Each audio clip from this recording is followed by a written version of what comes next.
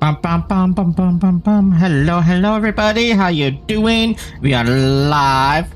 We're going to go over the Bungie live developer stream first, and then later we're going to be doing some WUWA version 2.4 story mode.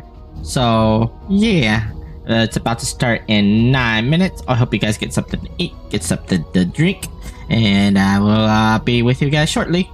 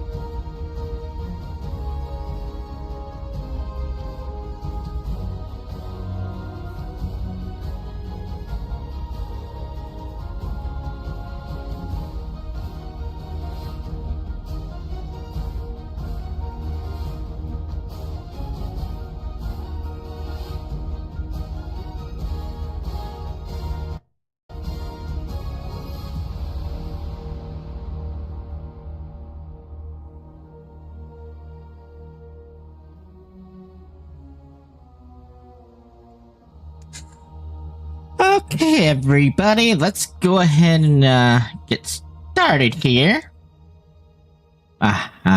Camera, my eyes are open, they are not closed. Let me fix this real quick.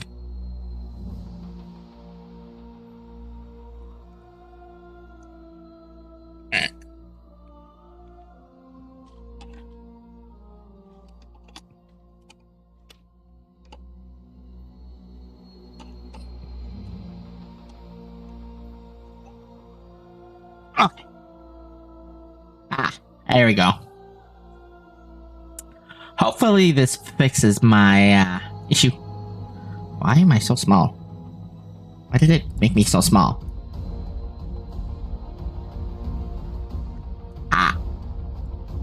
Ba. Hold on, let me fix something real quick, guys.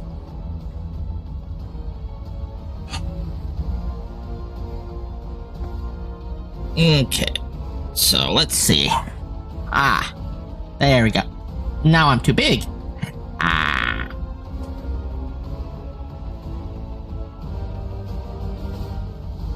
Testing. 1, 2, 3. Okay. We should be good now. But how's everyone doing on this July 1st? By the way, head shout out to my bro Sif. It's his birthday today.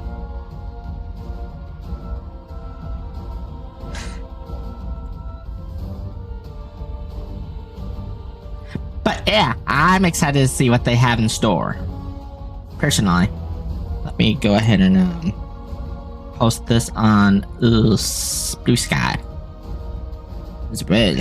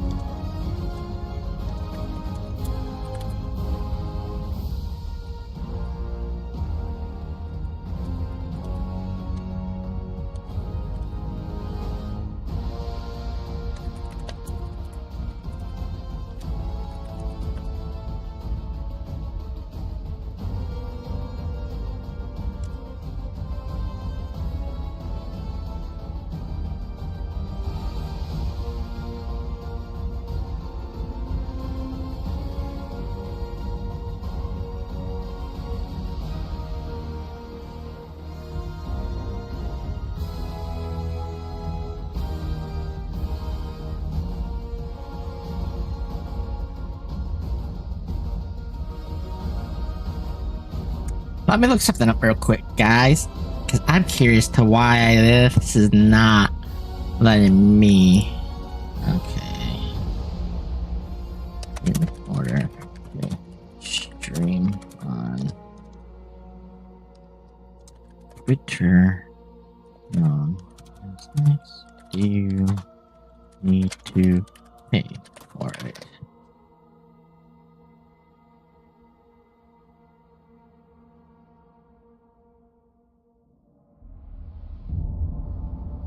Oh.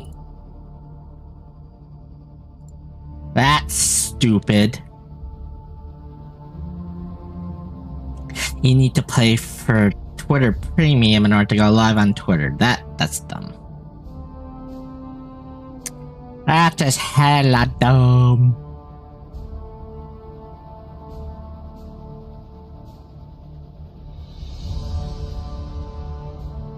Weird.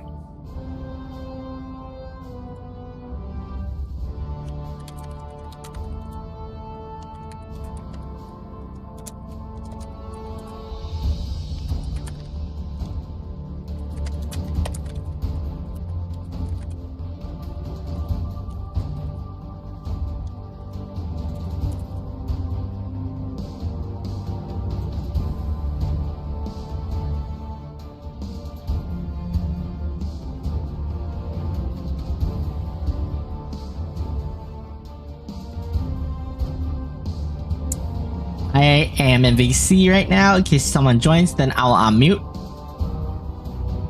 I'm excited, chat. So from what the last stream, they announced new weapons, the new weapon system, and what they're doing.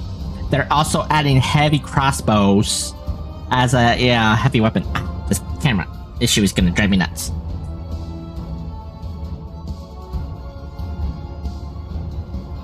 Hold on, guys. I gotta adjust this camera just a little bit. There we go.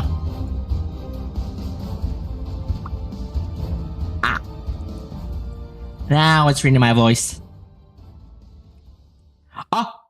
Here we go.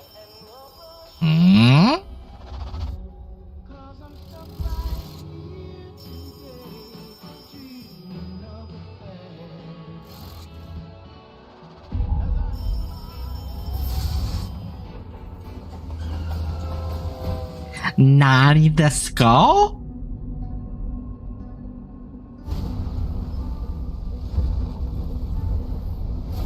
Kepler, you've never been there, and you know every inch of it. What is going on?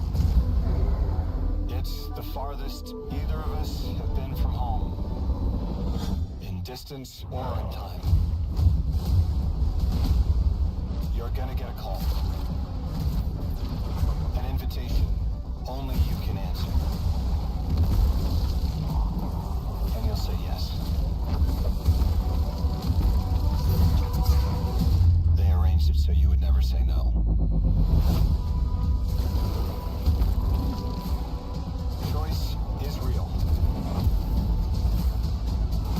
And every choice... Yeah, the new Titan exotic with the hammer.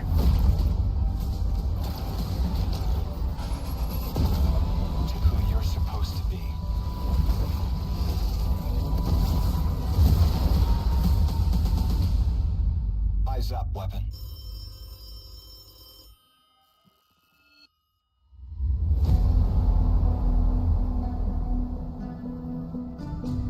July 15th.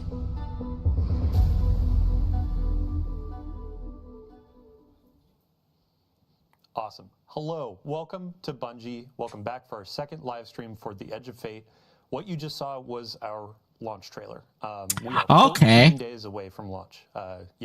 2 weeks. Pretty insane. So when is the Today we're gonna be talking about 15th? what activities are on Kepler? What can you expect from world tours okay. going through for Not next Tuesday, but the Tuesday We after. actually have a wonderful human being on the couch next to me. Did I introduce myself? My name's Dylan. Hi. Your name is Robbie. Hello. Let's actually get a real introduction for you. How you doing? Hey, Dylan. It's great to be here. I'm the assistant game director for Destiny 2, and I focus on working with the broad Destiny 2 team and creating this game for our players and charting a new course to some new frontiers here with the Edge of Fate, just 14 days away. It's crazy. Right? It's awesome. Yeah. I keep telling folks on the team, it's like, we got 14 days, and they're like, wait, huh? It's already here? So today we're going to be looking at Kepler. Can you give us a quick overview? What are we going to be looking at? Yeah, so we're going to be looking at some of the free roam experience on Kepler. Okay. And we're also going to be taking a sneak peek at the end of one of our campaign missions that is replayable in the post game after you complete the campaign of the Kepler experience. We're also going to be talking here about our world tiers a little bit, which we've talked a little bit about in the stream. Yeah, that's true. A lot more here today. And so what we're showing on screen right now is the world tier difficulty selector that's on the destination. Okay. So right now we're in the Fabled difficulty, and so Brave and Legendary, you can play through the campaign, you can play through the main quest, the story of Brave or Legendary, doesn't matter. But after you do that, you're going to unlock Fabled and Mythic difficulties. Now, the difficulties with these difficulties, power is fully enabled. And so that means when you step out of either Brave or Legendary, you're going to probably be able to do Fabled. Most people will be able to do Fabled. Some people might need a Fire Team. But if you want to play Mythic, you're really going to have to climb power. And the difficulty really escalates, and then the gear gets better. And so if you're hunting for that, that tier. Okay, that's actually nice. 4 loot, right? You're going to be needing to play and Fabled Mythic to find that. Those higher tier loot, yeah. Let's get some combat going. Really quick, what is the state of our fire team? You were mentioning we're in Fabled, so this is going to be after they've already done their first playthrough. Yeah, so this fire team has played the Legendary campaign.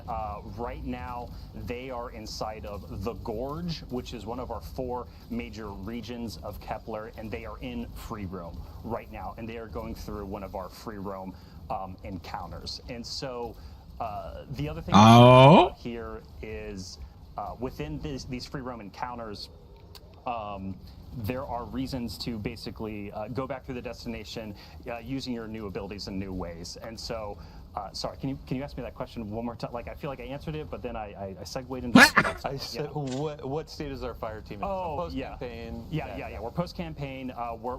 Sorry, thank you. Yeah, we're hunting higher tier loot and gear here on the destination, and they're also doing some of our post-game quests. So both Fabled and Mythic have their very own quest associated with them as part of the post-game.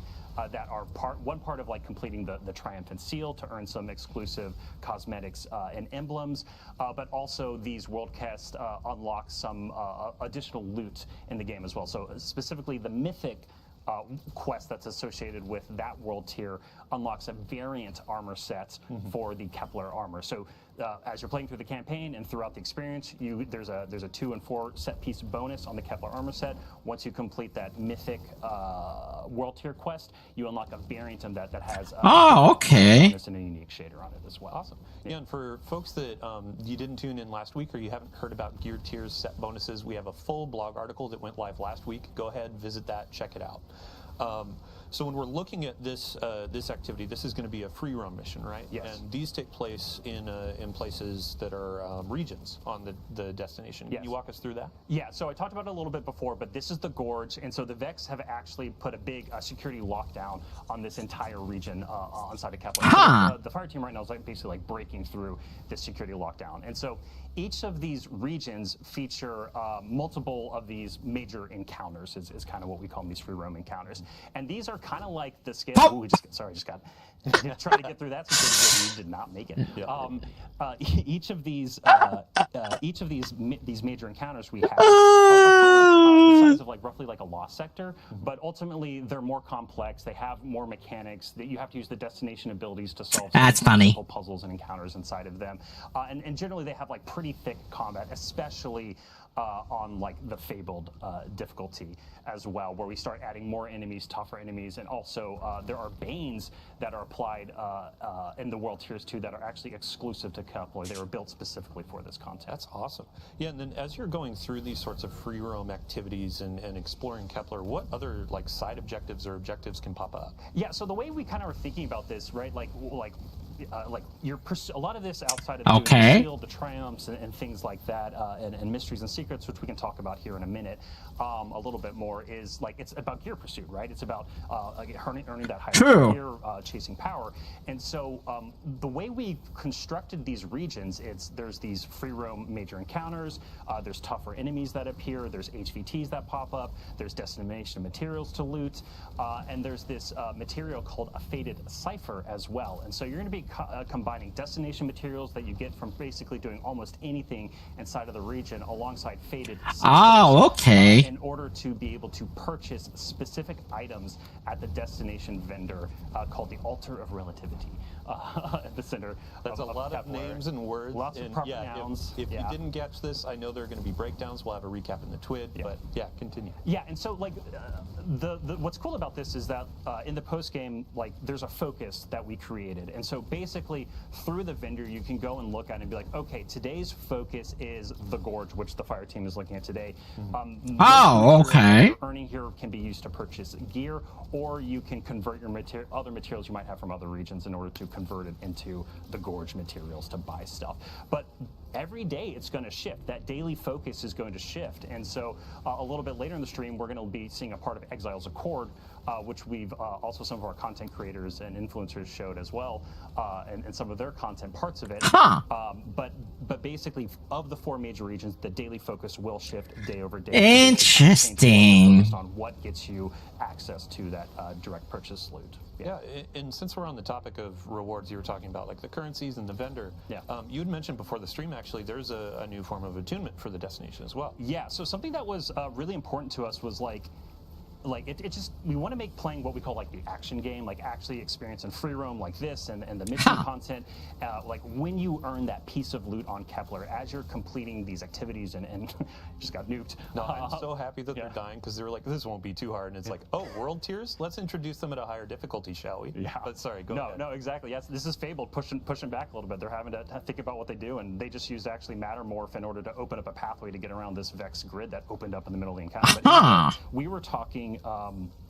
specifically, I'm sorry, remind me. Attunement. Attunement, thank you. Yeah, so basically, you're going to be able to attune at the vendor a specific piece of gear, armor, or weapon, and any drop on Kepler that drops a piece of armor or weapon will have a chance to be that gear. We just wanted to make sure that as you're playing through the destination, as like you're carving your own path, you're figuring out your own farm routes inside of each of these 4 regions. So pulse rifles are going to be anti-barrier. If you're looking for the Giver, that auto rifle that's coming, from what I was saying, with the Edge Fate here on Kepler, this upcoming season. Get it anytime a piece of loot drops. Awesome. Yeah. Yeah. So you had mentioned just a minute ago about secrets and the depth of the destination. I mean, I'd love to hear. Yeah, go ahead and expand on that. Yeah. So like, it's funny with like secrets and mysteries. Like you want to like talk about it a little bit, but like not too much. No to spoilers, like spoil it. Yeah. But I think like the thing to scratch at here and poke at here is right is like we've talked about the destination abilities a few times, and so with the world tiers and the fabled and mythic difficulties throughout the destination, there are secrets and mysteries, like basically all these little alcoves, these little locations, these side paths, these hidden rooms, all throughout the destination that you can go and discover. And there's a lot available just within the campaign experience. Like if you want to play through the campaign and take it like really slow, and as you earn abilities and look around, you're going to find a lot of mysteries to solve. But we also wanted to make sure that in those higher world tiers in Fabled and Mythic, that it felt like this expanding expansion of the content that you have. And it's basically like, hey, you have even more abilities than ever. You can now peel back the onion of this world to discover what's at the core of it. And so we really wanted to make sure that it felt like there was just more and more to dive into the more you unlocked inside of the post game. Awesome. Yeah. So in our rehearsals, we never managed to get this perfect timing, but we have perfect timing. I would love to shift to campaign. We're going to be taking you about midway through a campaign mission here. A quick note for the audience: if you're avoiding spoilers, we have disabled our VO. We have disabled our subtitles. We're trying to keep this so you are discovering the story as it comes out with the Edge of Fate and our new saga. Okay. So as they're getting loaded into that, I'd love to ask you just a couple more questions about free roam in the regions. Yes. What other things can happen in regions outside of campaign? Yeah, so one of the big things that happens inside of these regions are side quests, which we've only talked a little bit about. And these are basically ways that flesh out more of the characters of the world, more of the stories of the people and of the place and what's happening on Kepler and what's been happening with them before and what might be happening to them in the future. And basically what happens is as you're completing these regions as part of the campaign and you kind of start to unlock more of them, these side quests will start to become available. Give me 1 second, guys. I gotta give my kitty some attention. She's staring into space. So again, like I was kind of mentioning earlier, like you can either take it really, really slow and take a really long time to get through everything the release has to offer, or you can just like beeline the main quest, beeline the critical path, and then when you get into the higher level world tiers, all of these side quests are now available to you. As we've been like play testing and closing out the Edge of Fate here, it's been really interesting to watch different developers and people play test with the content. Myself and Blake Battle, one of our executive producers, he and I we're just like beelining it, right? Yeah. And then we get to the end and we like pop up in that and we're like, look at all these quests to do, while other people like want to take their time and like experience like the full story of every single little piece. So we're actually we're getting into the campaign right now. And speaking of beelining, we've seen a ton of questions about getting raid race ready. So the raid race is going to be coming out on the Saturday after, which I believe it's the 19th of July. Yeah. What difficulty should players play at to get ready for race? Yeah. So legendary. Power ready for the contest mode race for the Edge of Fate. You're going to want to play the legendary campaign. And so when you start out of the legendary campaign, you will be power ready at that point. Now, if you're gear ready, that's up to you, right? It's like how far you want to go down that rabbit hole. And that dovetails into like replayability for the story missions and the campaign missions and how that bakes into world tiers. Yes, right? Getting that higher tier loot. Yeah. So when something that was like really important to us when we were thinking about replayability and what like aspiration means within an expansion, we really wanted to change some of the formula. Like we wanted to take some of the formula that we think works well, but also change other pieces of it. And one of the really big goals for us was just giving you more reasons and just easier ways to play some of the best content we built. This campaign mission is at the end of the Exiles Accord region. This fire team is taking down a giant Exiles prime servitor who's running some of the Archon's dark matter operations. Sorry, all minor spoilers. No, it's cool. Bife is probably jotting this down, getting ready for a lore dump about the Fallen, all that kind of stuff. But this is a really fun like multi-phase boss encounter that they're orbiting around this giant servitor, and we really wanted to set something up that this doesn't just was like a one and done kind of thing. And so things we've kind of done before that we're going back to that we think work well, there's going to be multiple weekly missions that you can play that are missions. So we have a capstone mission for each of our regions. We also have some bookends at the beginning and end of the release that the overall like length of them and complexity, they are very similar to legendary campaign experiences from the past. So something new that we did though for this release though is we also have a bunch of additional story missions that take place in the campaign and you're first introduced to. These are shorter experiences, but they still have like huge impact on the story, moving the story and quest into Kepler forward. Interesting. And also help you to unlock different abilities and things throughout it. And so in the post game, in the higher level, in the world tiers, we actually have a story mission playlist where you can go in and it's like a rotator and you're rotating through a bunch of different randomly selected story missions that are about 10 to 15 minutes. Some people can, if you're going really fast, you can get them down a little bit shorter. And those missions are actually one of the best. Interesting. That I was talking about earlier. And so the other thing I mentioned earlier too is we have specific quests for both Fabled and Mythic, and these quests are going to take you through some of the big campaign missions, again, to experience them with new modifiers, because we're curating modifiers and... Okay, is it just me, or is that charged rifle kind of like charged?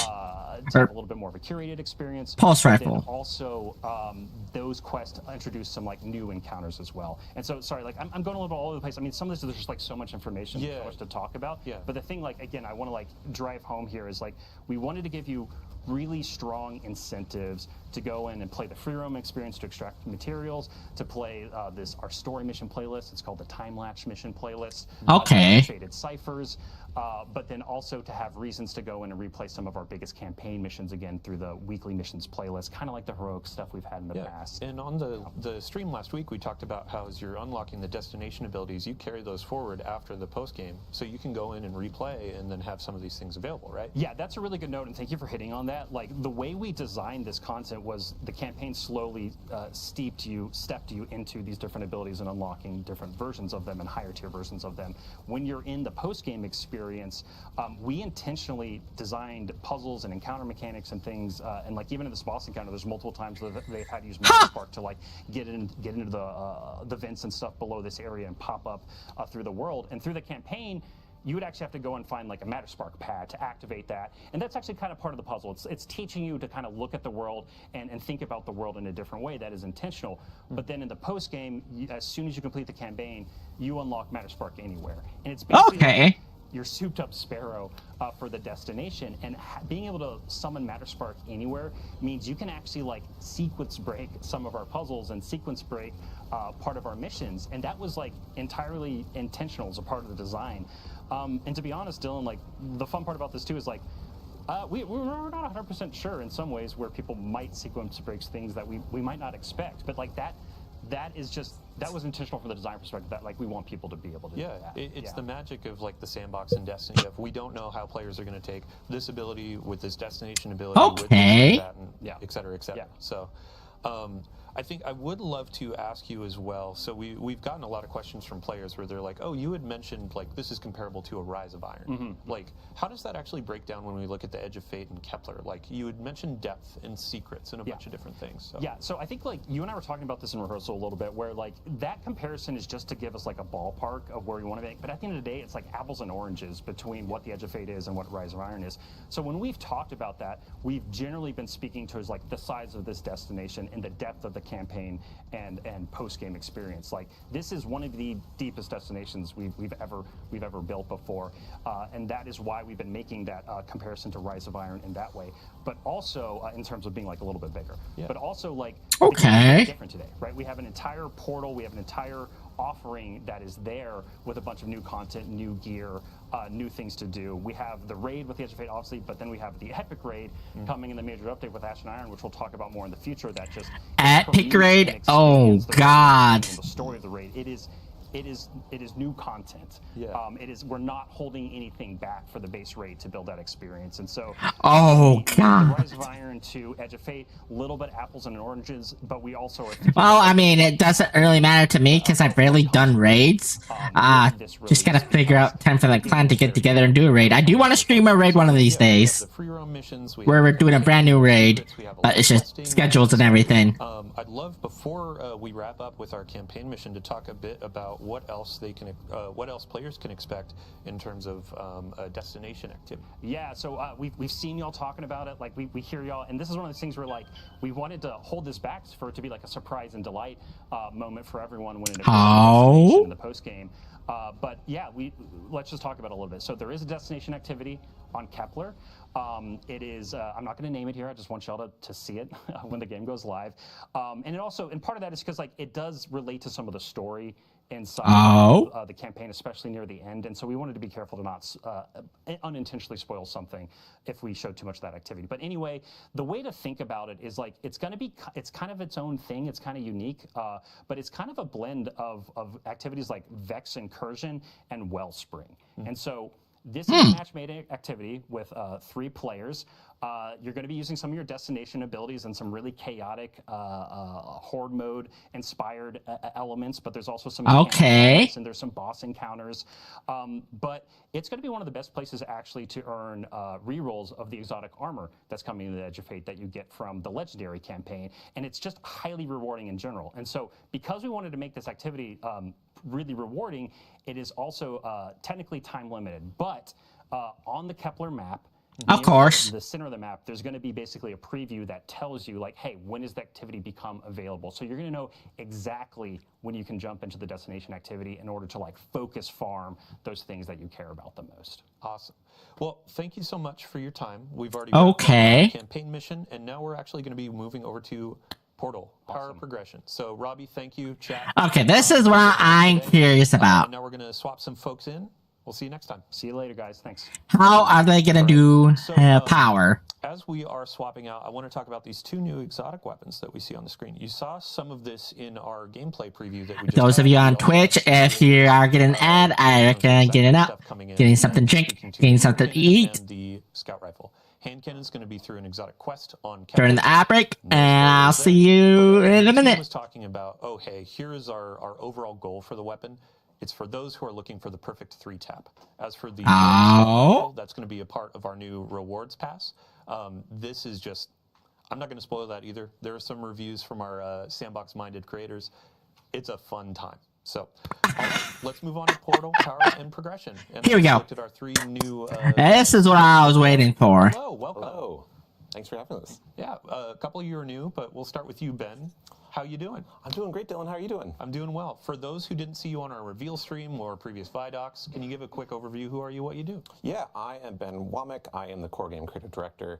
I am the one helping all the teams that are making the core experience and all the components in the portal and in Edge of Fate as well, worked well together and pushed the game forward into this great new foundation. I'm really excited to talk about it. Awesome. Yeah, Okay. Thanks for joining us today. Yeah. Next on the couch, brand new to our chair. You've never been on anything, so first time you are meeting the community. Everyone in chat, say hello. Nutty, welcome. Hi, I'm Nutty. Hi, Nettie. Sandbox ability designers. That pretty much means that I work with Vivian and Eric, who were here last week, to develop anything that the player is doing outside of armor, weapons, and combatants. So today we're talking about all the modifiers and additional banes that we've been working on. Awesome. Last but not least, we got Alan Blaine. How you doing? Hey, great. How you doing, Dylan? Oh, you asked me how I am? Thank you so much. Really quick introduction for everybody out there watching. Who are you? What do you do? Sure. Hi, I'm Alan. I'm a principal designer, and for the last year, I've been leading the team that's been taking all the cool modifiers Nutty's team is working on and combining them in a UI with all the activities from the activities team. Who's the bane of my existence? Making sure that you get good score while you're playing those activities, and then that score turns into loot with cool seasonal power and gear tiers and all the great stuff that you're looking for. Sorry, guys. That was a bad joke. We have some content on screen. This is what players are going to see when they sign in on day one, and this is our introduction to the portal. Ben, I would love to get just a quick overview for those who may have missed that reveal stream. What is this space? What are we doing? Yeah, so the portal is very exciting. We had this vision of making a new front page for the game, for Destiny 2. And so we really want to make as much as we could available, just in a couple clicks, and not having to dig down to find the content that is new or featured, or you're bringing your friends are playing, or something convenient that you really want to go to. We have a I know, right? It's right there, fastest you can get into. We also have Edge of Fate. I think they're gonna go wild, Dan, because they're talking about the new portal system and the new power system. Just rotating between new activities, probably the fastest. So they're gonna explain it. So it's definitely gonna be another 15 minutes for sure. It's gonna let you just hit and play something right away with no delay. And then we have actually a very. But how you doing, Dan? I hope you're doing good. I hope you're enjoying your 1st of July. You're relaxing. You're chilling. You got something to drink. Get something to eat. Systems that Alan and Nutty have been talking about. Awesome. Yeah, really quick, I'd love to go just line by line for Solo, Fireteam, Pinnacle, and Crucible Ops. Give them an introduction. Yeah. So Solo Ops is a new thing that we're doing in the Edge of Fate launch and for the core game. These have activities that are designed to be played by solo players. They're only one-person fire teams, and they're intended to be content that if you just have a few minutes, 10, 15 minutes to play Destiny, and you want to go on and feel satisfied about your time, get some great loot, you're going to go to Solo Ops and have that opportunity. It's going to be a really great, concise experience. See, that's nice. We're also if you don't want to have the think about having a fire team for some content as well, you can be assured that this stuff is designed to be played by one player. And so it's it's going to have challenges, going to have difficulty and modifiers. Yeah, you had to refresh the page, Dan. It's a challenge for you, individual. And the inventory page. Alternative I had to do that a lot. It felt I want to play, but I don't have any friends, or I'm trying to find someone I have a lot of time, and we have another niche for people to fill if they're in the mood. Yeah, awesome. And then next up we have Fireteam Ops. Yes, Fireteam Ops. So just talking about fire teams, quintessential Destiny is playing with 2 other players. Okay. 3, right? And I'm actually curious about this one. The activities in Fireteam Ops are a 3-player fire team. We have classic strikes in there. We have missions from past expansions, in Europa, the Empire hunts. Okay. Scroll down more. There it is. The coil. The past seasonal activities. Coil. integrating with Yeah. all the systems we've been talking about, we're going to talk more about, so that they're like available for you to get new loot in, to work on your power climb, to basically just like have a great time. And I wasn't a fan of the Since coil. we're already in the screen, let's go ahead and get our fire team set up with our activity. What are we playing today, Nutty? We were going to do the Dark Priestess Empire hunt. Okay. So here, I'm actually going to pass the mic over to you and Alan. Let's get some bans, some modifiers, all that kind of stuff set up. Really quick, can you introduce each of Oh, these if you're for the different available to modifiers chat, and then Dan, go I ahead am and in the introduce what we clan BC if you want to hop in Fire Team Baby Dog. Master activity, and this is 300 combatant power. The first row there that has all the selectable icons that you can change are challenge modifiers. These are things that will increase the combatant power and add some additional difficulty to it.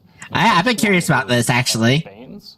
So here you decide what banes are going to show up, and we paired all of them as like 2 combos that either work well together or at least interesting. Today we'll do threaded and caltrops. So threaded is where as you damage the combatant, it will spawn threadlings, and when it dies, it will spawn threadlings at the same time. And caltrops is a void area that gets spawned near you, like between you and the combatant, and then when it dies, it throws out another one. So something to make it so you either need to get up in the air or keep going through. So, starting with retaliation. Yeah. If I die, you're coming with me. Pretty much. All right, next up, what do we got? Yeah, let's do subtle foes. So this just makes it so when enemies are far away from you, they will be invisible, and that helps them get into close range, or if you are using a long-range loadout, you won't be able to deal with them as much, so you might want to bring some close range. And they're like very invisible. Not like, not like a little bit of player stealth, but just like you don't see them. Okay. you should like pay attention to see them from long range. What else do you want to do?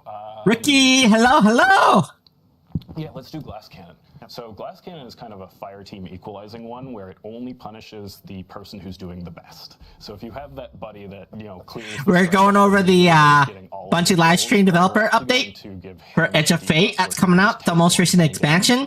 Release date is July 15th. And they're overhauling the system like crazy. It's just not the same game. So if I'm playing through this activity and I'm stealing all of your kills, I'm putting a bit of a debuff on myself. Right.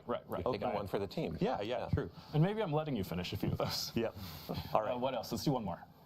Chill touch. Yeah, so we were talking about getting the enemies into melee, so this will make it if they hit you in melee, you will suffer a stasis debuff and slow down. Lovely stasis debuff. Whee! 360. And those things are also increasing the potential score that you can receive from this, and the score is what drives the reward. Right. So you see right here. Okay. That when we picked Chill Touch, the gear tier you're going to earn went from tier 2 to tier 3 for this activity. So it's really important to pay attention to what you're earning. Yeah, so you know what you're going to be getting if you achieve that score at the end. Yeah. Yeah, and this is like we've talked about this last week on stream about approachability and making it easier for players to understand as they're getting in. So a lot of UI treatment. Shout out to our teams that have been doing this to show you combatant power and all that kind of stuff. So yeah, tons of love and passion went into that. Seriously. Yeah, so let's look at player stakes. Oh, do you want to take this? Oh yeah. So player stakes are the next category down, and they're more about the player's interface with the game itself. So things like locked loadout. We have no HUD is an ability that we added here, so you play with no HUD for a little extra score bonus. And these are things that are really sort of. That's actually nice. Actually, your back while you're playing. It's not making the combatants more powerful. It's changing how you're playing the game. You can start with no ammo. You can start with locked loadout. We'll be putting some more player stakes in Ash and Iron. Yeah. I love no HUD. Go. You're going to talk about it first, aren't you? Well, no. You can have the okay, no HUD. Okay, no HUD. You go first. I just wanted to have us move on to the next bit because we've talked about tying one hand behind your back. I'll talk about no HUD later. Go ahead. Okay. But in the next bit, this is what you get to do with your other hand. So here are the things that benefit you. This one is one of my favorite. It's a combination of the sprint for amplified that you had in the Nether, along with inherent. Interesting. So the buffs hinder your score, while the debuffs well, now if they do, we're just increase it. Interesting. Balancing out that additional challenge that we added, and a different benefit that will kind of counter that and make it so it's actually a little bit easier for me. Yeah. What else can we do? Healing finishers are great. Just another way to get back health, or if you go in for that finisher and take damage on the way, that you'll be able to fill back up. And let's do one more. And sure, hypercritical is pretty fun. This one is actually a little bit tough because it makes it so precision damage, but more precision damage. So as long as you're hitting your shots, it's easier. Awesome. And then Ben, we actually we noticed this a bit earlier. There's one more modifier up at the top, and that's actually limited time, right? Yeah. So this is a accelerator that this is a double bonus focus. So you're in a second drop focus activities. So this is we will have given the calendar different accelerators that are on for a given week or day that will apply to the whole portal and have different benefits. And we're also going to have more of those for events and other things going on in the game to give you kind of another fresh twist or incentive to see what's going on in the game and get some a good time. Realize that is a good time to play because we're trying to make every day a good time to play Destiny. Yeah, I think one of the modifiers we saw during our rehearsal was a bonus to Suros weapons too. Yeah. So it's a bit of okay. Power behind certain weapon archetypes. It's pretty fun. So stay tuned to our calendars. We'll definitely sound off when it's a week of a cool theme. Let's get it launched in and actually start taking on some of this combat. Can I talk about no HUD now? Oh yeah, please. Okay, so they aren't going to show no HUD because it'd be confusing, I think, on the stream. But no HUD is a great example of something you can engage with if you want to. Because I know there's a certain Destiny 2 player who has no HUD and does bows only. Cinematic and interesting, and he goes through all the dungeons solo like that. It's kind of crazy. All the modifiers you're selecting to do that is going to let you set up the situation that he was talking about, enemies have chill touch, but I'm going to have live wire to counter it and create these cool little gameplay moments that are really something that you choose for how you want to play for really awesome loot. Yeah, and Alan, when we were talking through some of these modifiers, we've taken an inspiration from a ton of different places. Yep. No HUD in particular, shout out to Salmon Cat. Yep.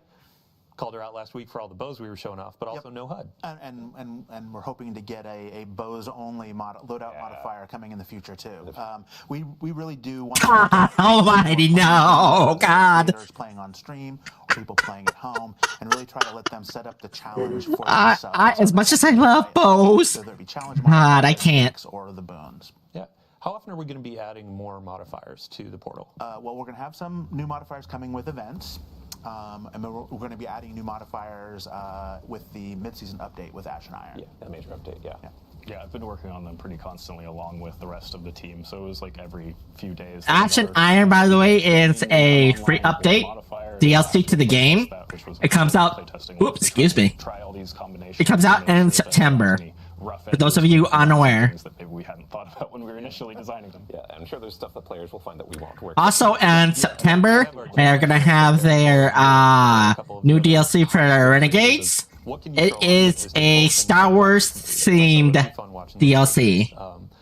Ben, paired with that, how often are we going to have more activities being added to the portal? Yeah, so we want to regularly refresh. And this comes out in 2 weeks, by the way. Edge of Fate. So those of you who played Destiny 2, this is a great time to jump back in, because everyone is starting fresh. Or portal-wide effects. There are some are going to come with activities as well, but we're also going to be every major update. We're going to have new activities that come in, and we're also going to have shakeups of existing ops formats. And we're going to have a really cool new activity that's paired with an event at Ash and Iron launch. I'm not going to talk about right now, but I think is really fun. That's going to be an exemplar of hey, we're shaking things up. Here's a brand new thing, in addition to all of the classics and Destiny Vault that we're bringing out. Not just a new activity type that you've never played before. Yes. Huh? Yeah, I mean, so this is all talking about what you're going to be playing in the portal, and we're going to be moving on to power and progression. So what you're earning, which is people love loot. No, True. Thank you so much for joining us. I'd love to give you just anything else you want to say before you leave. I definitely want to shout out the rest of the Sandbox team, not just those of us that were working on additional modifiers and bans, but that playtesting lift. We had everybody across Sandbox disciplines in all of those playtests to try and hit as much of this as possible. And I wanted to re-emphasize how I love how they're using the Galahorn right now. Specifically, I'm thinking back to what we were just playing in live with attrition modifier in Prophecy Week 1. Before I forget, let me turn this down a bit. Week 2, Also, chat. For the first time ever, I will be doing a IRL unboxing stream when my collector's edition of Destiny 2 The Edge of Fate comes in. Yes. Face cam stream for the first time! So, look forward to that. I am still on the side of like attrition is challenging to me, and when it goes away, I'm like, oh, hey, fire team, let's let's go for it. And if that makes it too hard for you to get your rewards, then just you toggle it off here. Yeah. It's more about like what you're comfortable playing with, and also what your style is for, and your build, and what your mood is too. Like we're giving a lot of player agency to that. Right. And speaking of player agency, so I would love to see your feedback. Like, what ones are you engaging with? What ones are you enjoying more? What ones feel like they are actually rewarding to do, and what ones feel like we could punch them up? Jeez, that brig is tanky. All right. Well, thank you for joining us. Chat, everybody scream, thank you, Nutty. We're going to swap you off and get our power and progression individual in. So, Okay, thanks. Thank you so much. While we're doing this transition, Ben, I would love to ask you, what activities could players find in Pinnacle Ops? Oh yeah. Okay, yeah, I'm curious about that. At Edge of Fate launch, it is going to be filled with exotic missions. And some exotic missions from the past year and previously as well that are going to be integrated into the whole Portal experience and all the systems we're talking about. All the modifiers, and intended to be, like not only something that exotic missions, they're kind of hard, right? They have mechanics, they're long, and so we're matching that by being like, okay, well, you can get the exotic if you don't have it, first of all, just from playing. Okay, that's good. All the time. It's not like going through rotation like every week or something. And you can do Fireteam Finder, of course, to find people to play with. That's good. But we're really excited that it's like, oh, I can like play this as hard as I want or as easy as I want, whatever I want, whatever I'm feeling like right now. And we're gonna have more to Pinnacle Ops in the future with Ash and Iron that we're not gonna talk about today. So it's actually a good example of like, hey, we're making this new section of the game that we're gonna just keep on building in and tinkering with over time. Awesome. I sense a segue. We were talking about Pinnacle Ops into the next Pinnacle category. Power. Hello, Josh. Welcome to the couch. Hello. Hi, I'm Josh Galinsky. I'm a staff systems designer here at Bungie. Been here for about 5 years. And I really work with a lot of our loot, our gear, your power and progression, as you mentioned, like, what are your rewards? What's the candy you get at the end of your activities and stuff like that? So we spent a lot of time reworking a lot of our stuff in the Edge of Fate, and really 900 is what the eternal thing is. We made big changes to how you engage with power in Destiny. One thing you'll all notice is, I think many of our creators have already noticed in the past, that there has been a power squish. We've set players down to 10. Like, that is not only to give everyone kind of a fair and equitable starting place, and to kind of like reset the engagement with power. Also, 2020 power is not exactly the most friendly starting point. Not easy to understand if you haven't been along for the ride. Right, exactly. So, like, this is the beginning of a new saga. It's the beginning of a new thing here. So we're starting off there. It gives, like, all Guardians on equal footing with each other, and allows us to kind of build up. See, which I like. Points of power in the soft cap band. Intrinsic cap, yeah. Yes, exactly. And you're going to be able to go and do any activity you want across the game in order to get to that point. Once you get past that, then you enter the seasonal bonus power band, which is where you're going to have to start doing more of the Portal activities and the Kepler like world tiers and stuff in order to get the power and progression that you want at that point. Cool. So just to restate it, we're going to start at 10 when we launch. Every Guardian joining is going to be at 10. First 190 levels, so up to 200, that's going to be effectively your base power level. And then as you're going into more powerful activities, higher tiers, that's when you start going up and up. Right, and you'll be able to get up till 450 power, up until not Rise of Iron, but Ashen Iron. Once you get to that point in the season, then you're going to be able to go even past that. Awesome. So when we're talking about seasonal power, is that replacing the artifact power that we have? Exactly. Like, we did simplify power a little bit further by taking power off of the artifact, and that allowed us to take the power we had there and put it in the gear. So really it streamlines it. It makes it so you're only worrying about your gear power as far as your engagement with that. So it just takes one interesting out of the system. Yeah, and speaking of just like that power climb, like our pinnacle sources have been updated to actually fit and give more agency, correct? Absolutely. So Huh. one of the things I think, if you're a longtime Destiny player, you're very used to the pinnacle grind. Yes. And you're also used to the limitations that the pinnacle Yep. grind puts on you, and like some of the like intricacies that come with that. Like there's been many seasons in the past where I really need that drop of the boots to come from the not only are you able to more target farm individual gear pieces now, but also the limit of the pinnacles is no longer a thing. We're going to have some challenges in the game that act as accelerators for you, the Guardians, so you can basically focus on those to get power, like more hits of powerful gear. But really, once you get past that, you can keep going. Yeah, like everything in the portal is a source of pinnacle drops. Exactly. As much as you want. As many times as you complete it, with it being up to how you perform and how challenging you make the activities to be how far you can go. Right. You still have to achieve that score as you go up in power for the higher difficulties, get that better loot. Right. And we'll still have curated experiences, correct? So if a player doesn't necessarily want to spend a bunch of time like creating that challenge, we have those offers too. Yeah, and like we do have like matchmaking. Which is like set modifiers for every activity that has, not aside from solo ops. So solo ops doesn't have matchmaking. Yeah. But well, of course. Like, you can match with other players, so the modifiers are set, and we also have playlists, modifiers are set. But we have more than that too. We have conquests, and those are Yeah, we'll talk about that in a minute. Yeah. Just a fun note, we've seen a ton of feedback over the years about players want to play Strike solo, and now... Oh, yeah. That's a great point. Yeah. So, we kind of going along with the idea of being player driven. If you don't want to play a strike like a Grandmaster Nightfall-esque strike, or even like early like difficulties with other players, you don't have to. You can just play it by yourself. You can take as long as you want within the confines of like the modifiers you've chosen to complete the activity and get the loot you have. So that falls into like what is your mood? Like what is it you're feeling like right now? And like of these options, like what's appealing to you? Awesome. Yeah, I think back to you, Josh, really quick. Just from a high level, we talked about how Infusion is changing in the last blog, which, by the way, you should go read it. Can you give a high level for folks that didn't catch the blog? What's changing? Yeah, at the highest level, upgrade modules are no longer a part of that Infusion.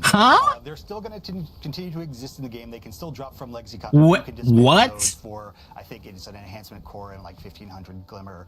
And so, like, those are still there. We're going to have a new unstable core currency that's going to exist, and you're going to use that in addition to enhancement cores in order to infuse your gear up for the season. Okay, and a bit of Glimmer too, right? Yes. Okay, cool. Of course. And really at its core, it allows us to just have more texture over things, and one thing I should call out is that seasonal power does reset at the end of this thing, and of course back to 200 when Renegades comes out. Got it. So cool. Yeah, I think just last note on the power climb. So during our reveal event, you spoke about Crucible and how you can actually power up in Crucible to kind of keep pace with your friends. Like, can you expand on that a bit? Yeah. So there's a time in Destiny's past when you could just play Crucible. True. Destiny 1. Get great gear. You could like fold in with your friends to play a raid or the challenging content. And we've kind of lost that somewhat over the years. Like it's harder to like feel like Crucible is your identity and really feel like the game is rewarding you for that. So with Edge of Fate launch and the core game and the Crucible ops that we have, which is a bunch of playlists inside of it, you're going to be able to like start from that power 10 and just play Crucible, and you'll get power drops. You'll go up and you'll eventually get higher tier sets of gear that will then be as good as like. And comment Apric for those of you on Twitch. All the way. If you can get up, get something to drink, get something to eat, use the bathroom, Totally possible. and I will see you all in 5 minutes. Crucible are going to be ways to accelerate. Right? Absolutely. If you're putting yourself in the pools with the like higher skill players and challenging yourself, that's how you're going to get your faster rewards. And not to mention the Trials armor sets and stuff, like they're really cool this time around. Yeah, we have a unique armor set for Crucible. For Trials, we have weapons, a bunch of cool rewards coming up, and we'll have a preview of that. One of our characters actually has Trials gear, if you didn't notice. But now we have a good moment to look at our seasonal hub. Alan, I'm going to ask you to actually walk us through this. Yeah, sure. If you notice the seasonal hub up there at the top of the portal screen, if you click into that, you come to the hub, which you're going to have a bunch of daily challenges and weekly challenges, and those are going to give you XP, they're going to give you bright dust, they're going to give you extra drops in on a portal activity, but it's going to give you progress towards the weekly reward track there. And the weekly reward track has lots of currencies and powerful drops on there, but it also has, if you tab to the next one, is going to have some Vanguard Armory and Arsenal tokens, which give you bonus drops from Zavala from the list of weapons or armor you can get from these activities that are going to be higher tier, and they're going to be a higher power than you can get from even getting the best grade in there. So you'll want to be doing these, and these refresh every week, and get 2 pieces of armor and 2 weapons every single week. Yeah, and this track is free, correct? Yeah, this is all game. It's all free. Everything in the portal is free. Okay. So if you scroll down from here, you're going to run into the Conquest page. Now there's 2 on Expert, 2 on Master, and 2 on Grandmaster, and these are effectively your Grandmaster replacements in the portal. These are going to be fixed power, fixed modifiers, no fire team power, and you get really good rewards for completing it. You'll get 4 higher tier engrams for completing each one. That are powerful. Yeah, those are higher power, but you'll only be able to get it one time. But these are really about your journey through the season. As you level up, you can take on the first expert one, and then the expert one, and then the master, and then master 2, and then finally the 2 grandmasters. And with Ash and Iron, we're going to be bringing more grandmaster and ultimate conquest, which will allow you to complete the conqueror title. Actually, really quick gameplay team, if you could go back to the modifiers that you were just talking over, this was a really good example of a quality of life feature that came about. We saw a ton of feedback around modifiers like, I'm squinting at these icons, I don't really know what they mean, and now we have thank God! options, so you can more easily identify these things. Yeah, and shout out to the UI UX team for like making a really much cleaner look for thank God having this cool bucket to look at them. Like, I think it's really good, really good. Cool. And then there was one more section on the seasonal hub.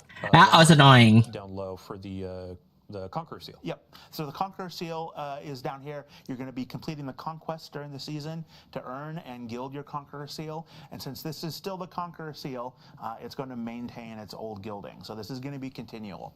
Awesome. Yeah.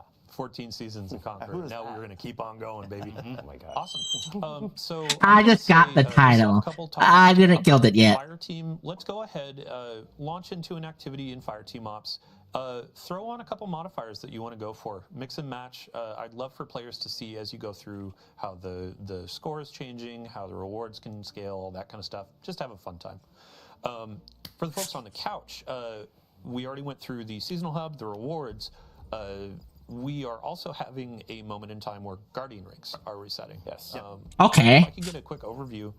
One of you, I believe, Alan. Yeah. So we took a look. So Guardian ranks, when we launched them, the first few ranks were about learning the game, and then the upper ones were about the journey and dealing with all the different kinds of things a player might do in Destiny.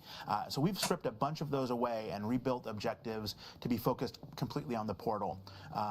So it's going to be playing through the various activities, using modifiers, playing all the different conquests, gaining power, gaining all the different kinds of rewards. It's going to be really showing like where you're at in that seasonal journey but purely for the portal. It's not going to reflect any dungeons. You're not going to solo any dungeons. You're not going to have to get commendations. See what else don't you have to do?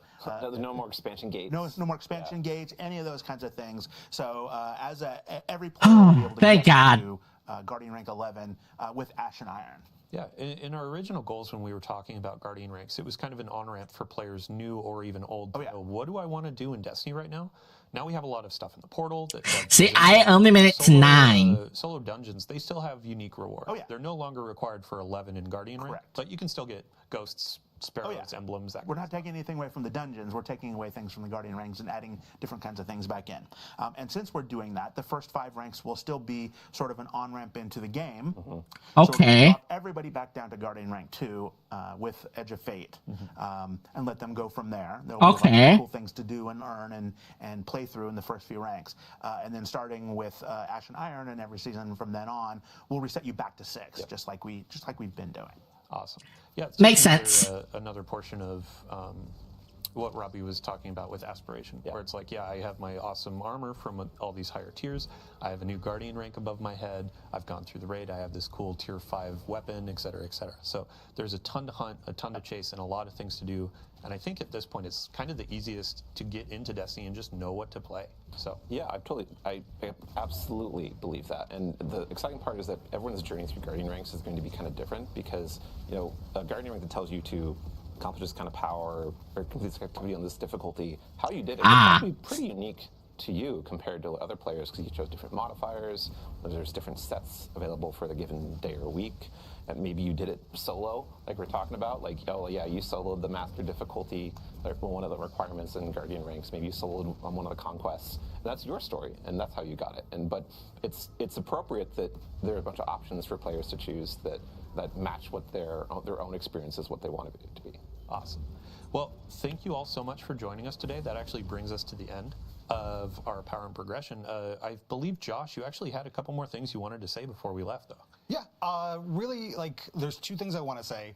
One is that, you know, Fireteam Power. Hey, Wolf, how's it going? Thing that's in this game. Yes, really, and I think I know what it is. I didn't click it. When you do play with your friends. Because my friend Rainey sends me the exact same video every year. Accelerator for them.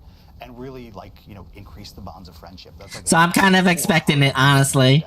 Being able to play with fellow Guardians. Yeah, so as an example, if you're at a tier 4 and I'm only tier 2, I join you.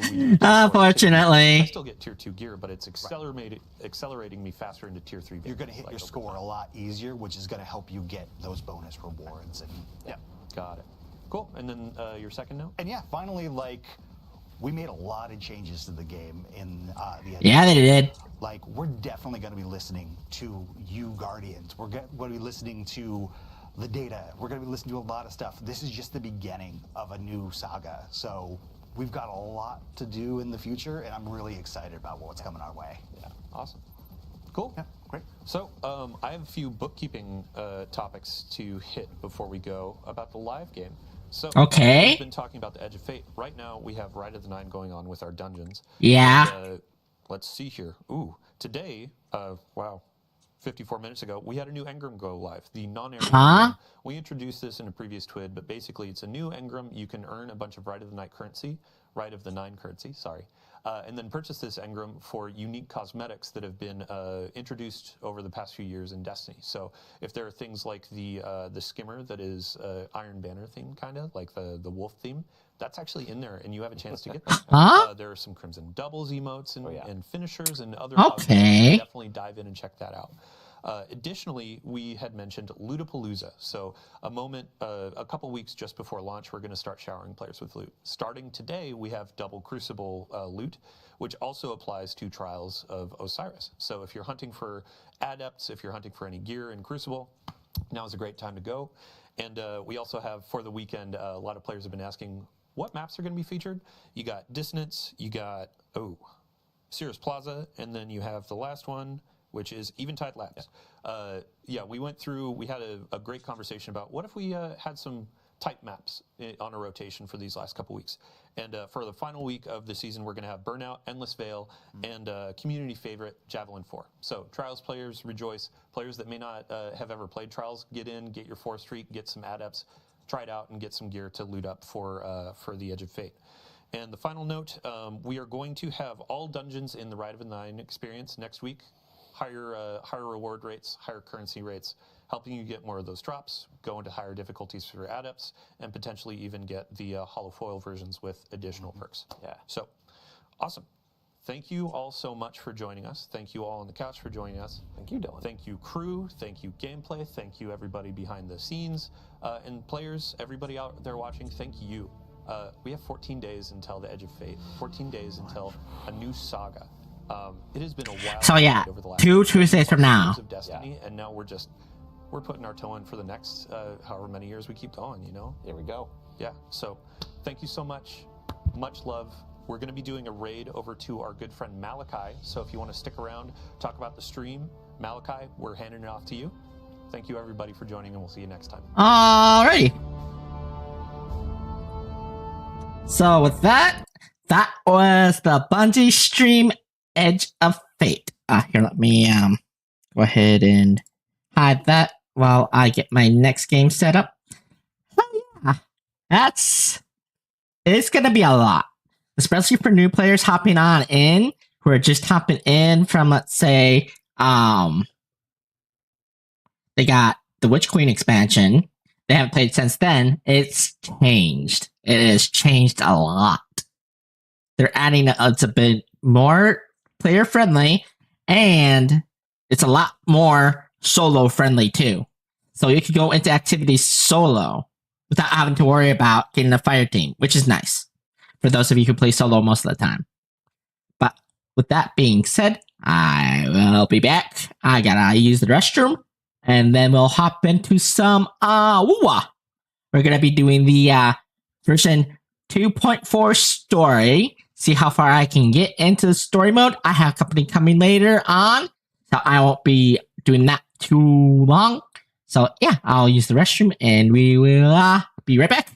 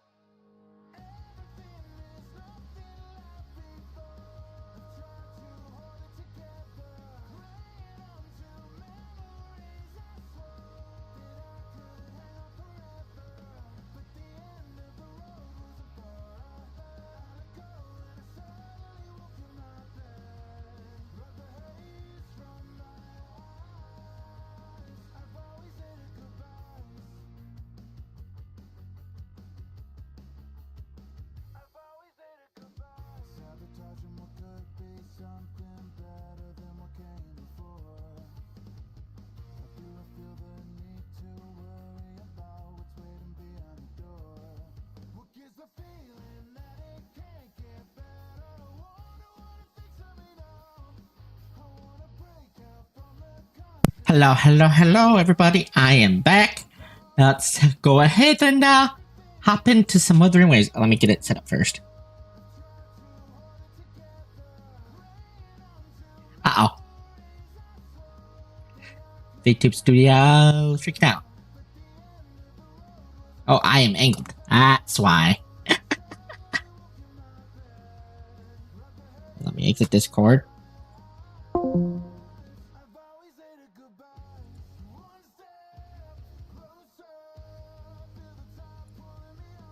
Alright.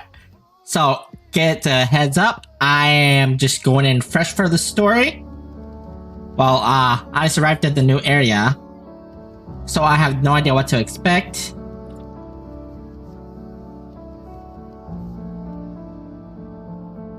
Also, I managed to pull the new character, Cardothea. Oh, hold on, I gotta reset the game.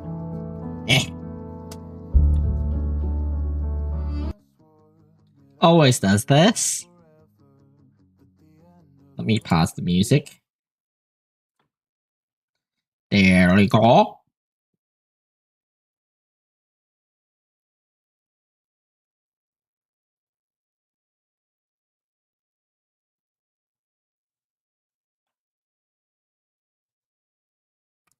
Any day you wanna load would be nice.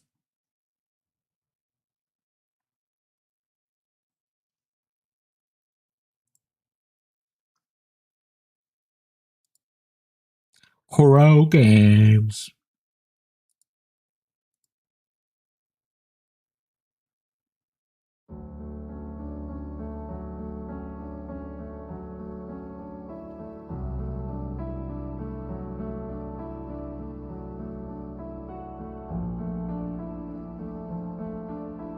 So yeah, I'm gonna get through as much of the story as I can today, and tomorrow I'll be doing the Honkai Star Rail 3.4 story mode.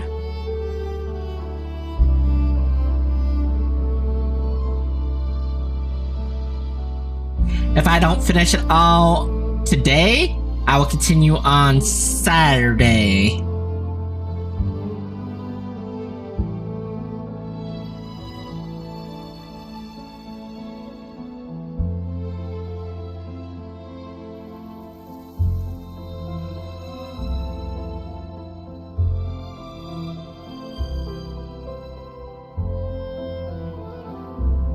$97, let's go.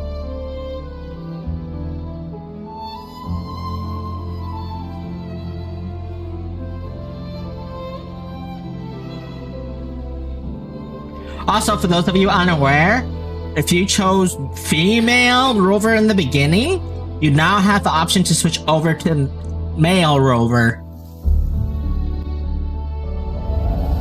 Which I started off as the female rover, and I switched over to the male rover.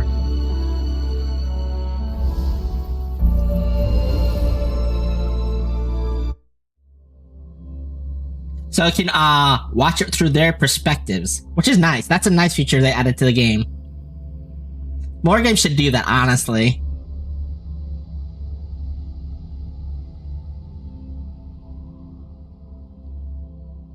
So she's the one I want next. Her name is Lupo. She's gonna be the next banner.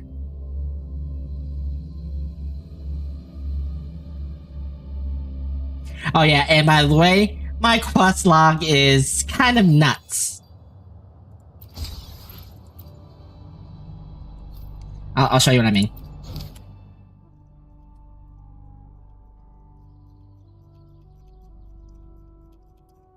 I have a lot.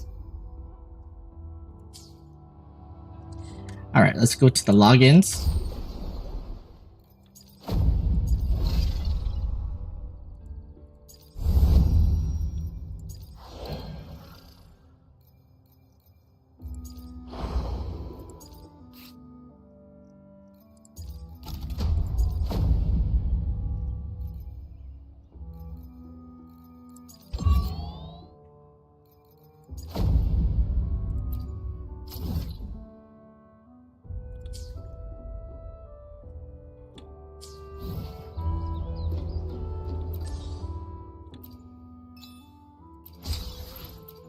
get our weekly stuff going.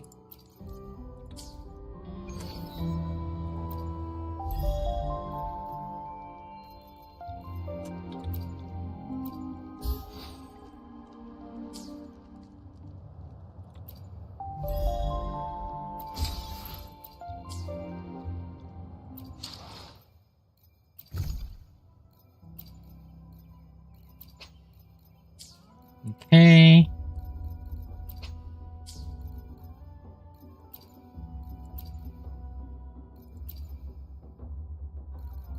Oh, I got enough for a couple pulls here, so let's grab that.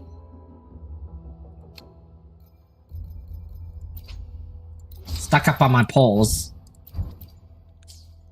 All right.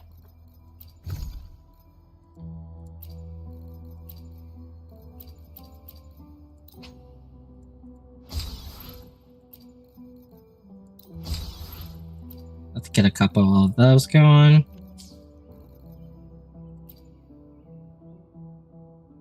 Notifications? Clean that up a bit.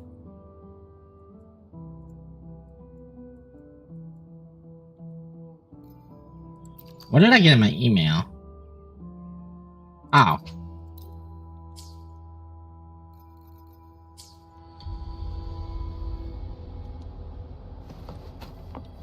Alright.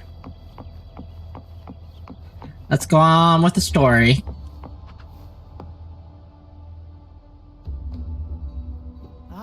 I knew it. The Blue Furies remain.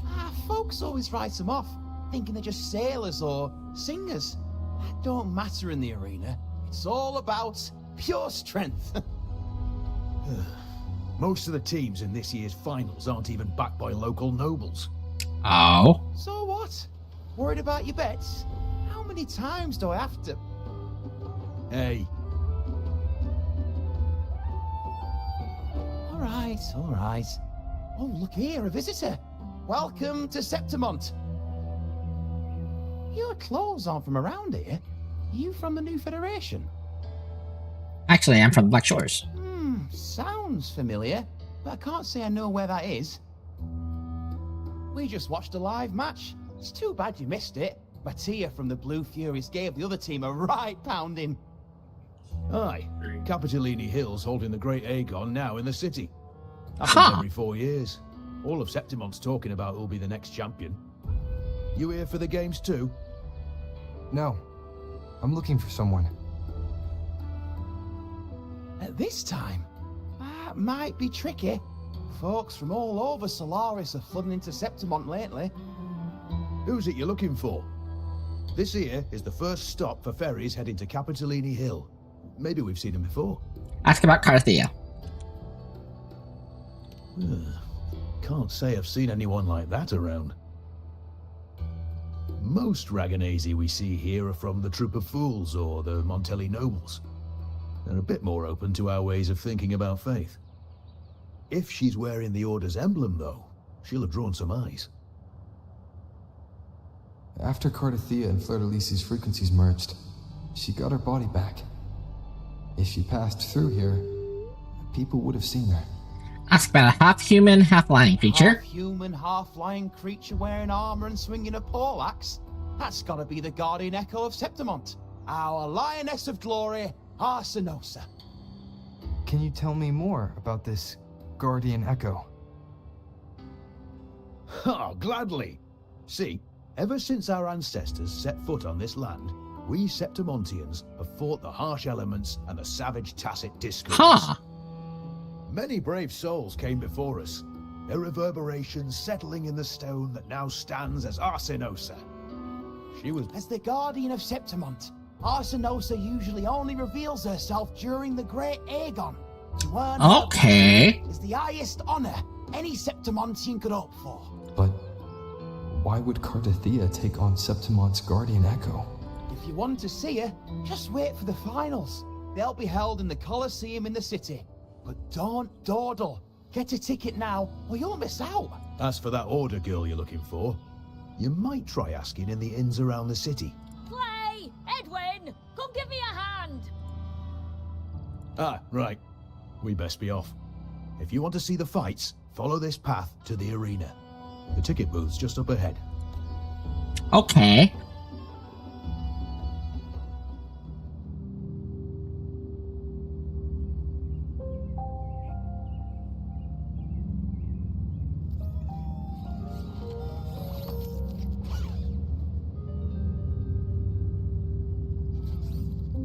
Its frequency is similar to the echoes in Raguna.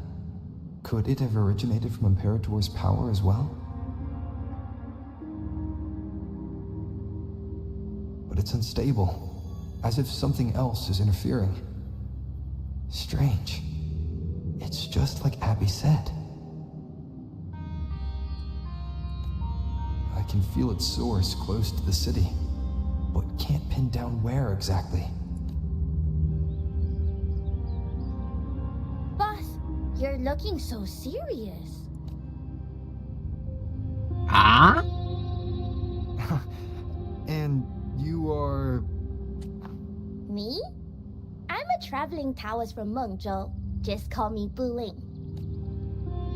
Exorcism, talisman divination, fortune telling. You name it, I bling it. So, you wanna try your luck, Fa? How did you know my name? Heard about you from an old friend. You know Jinshin? Pretty sure you met her in Jinzhou. She trained with the same master before me. We've got history.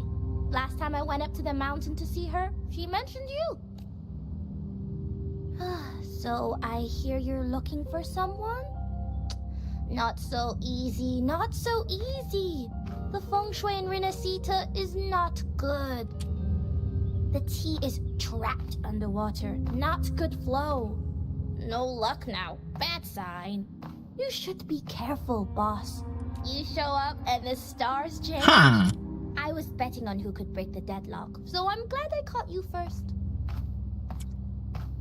For those of you on Twitch, break incoming, get up, get something to drink, get something to eat, and I'll catch you in the ass end.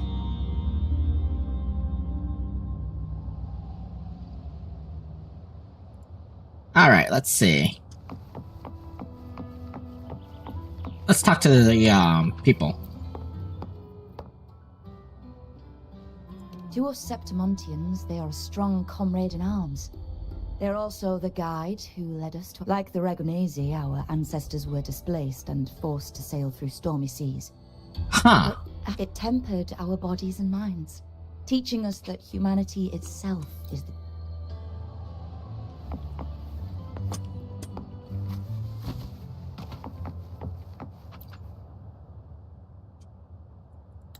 I'm just gonna skip that.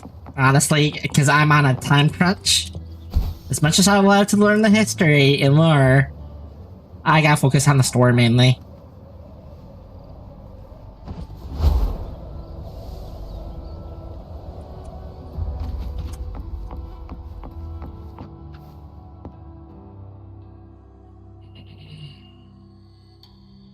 Cutscene.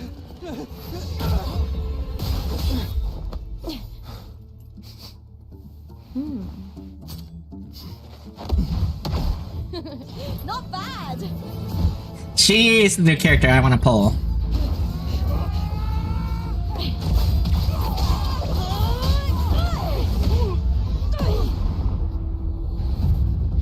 Think you can keep me from fighting? Careful now!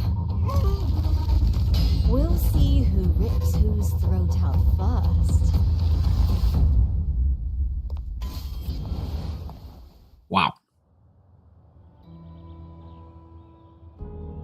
All right, Emilio. Why don't you take your band of cowards and get out of my way before I decide to handle it myself? Pulling dirty tricks before the Aegon. Did you think I wouldn't notice? Did you ever stop to think you nearly got an innocent person killed? Shame on you. Looper. So you're really not gonna reconsider? Even with the finals just around the corner? Reconsider? You think I should keep playing along and stay blind to your match fixing?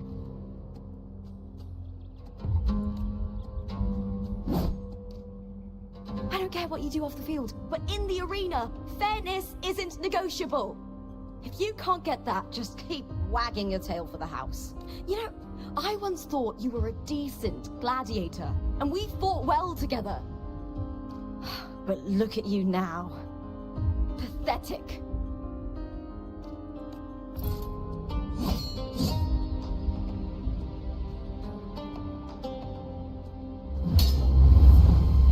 Oh. You know nothing, Lupa. Yeah, this is Wuthering Waves. It's one of the new ones that came out on Steam. I've been playing it for a while. Not everyone has the same strength to survive in Septimont with a clean conscience.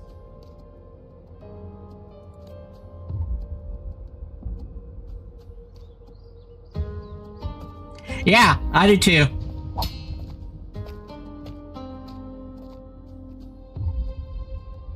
Sorry about that clown show. Don't judge Septimont by a few rats that can't hold their own in the dirt. They're not the norm here. Lupa's the name, gladiator by trade. Guess we're acquainted now after crossing blades. Care to tell me your name?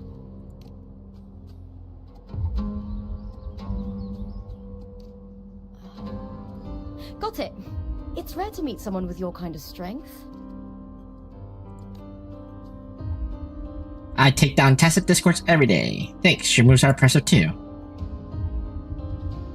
I'm used to fighting the gladiators here, but the way you handled your blade... Oh, it's beautiful.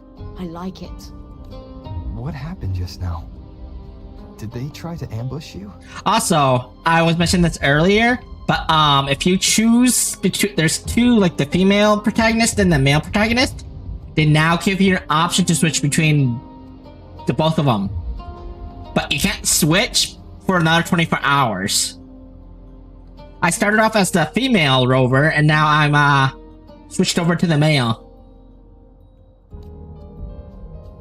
I wish more games would do this, actually. That man, Emilio, used to be my partner. The Silvers were probably behind this. The House of Silver is no big... I know Kitty's been playing this game on and off. I'm sure they've thrown me out since I stepped away from the team. Is this tied to the match fixing you mentioned? Yeah. Oh, no. You know, rampaging.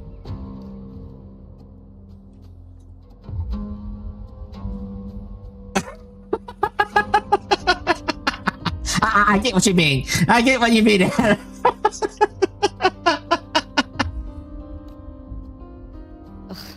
Yes. I knew something was off, but I didn't think they'd go this far. Maybe they threw some serious money at it. This character right here, Lupa, she's gonna be the next banner pull in a few days here. Oh. Nice. I thought the money I made them would have been enough. Oh well.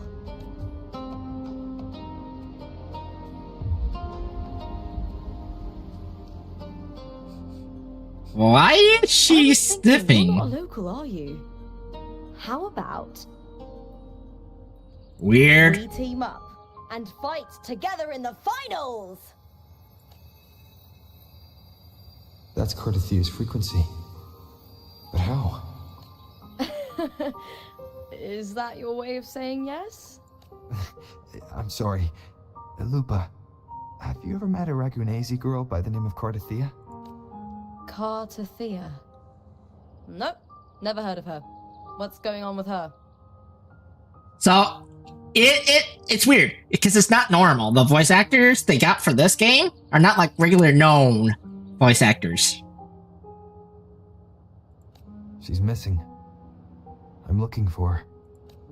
I tracked her to Septimont, and it seems she... But I do like the style, the combat, a story. It's all good.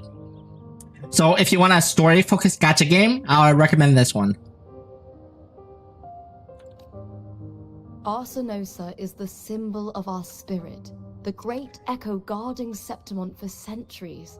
Also, they introduced a new Nobody has ever faced her directly. thing where if you start off, let's say you get to a certain level, and there is going to be a 5-star limited banner you can pull on. Like the limited 5-star characters you can pull. That are like, you know, that ran before. It's for new players only, though. I don't know if this Carter Thea of yours is strong enough to take on Arsenosa.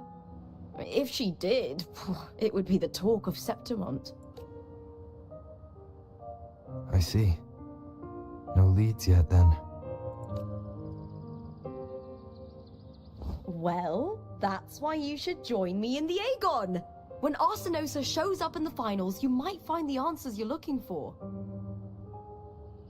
Ah, I get what you mean, Dan. The champion gets noble recognition, a hefty bonus, and some secret perks.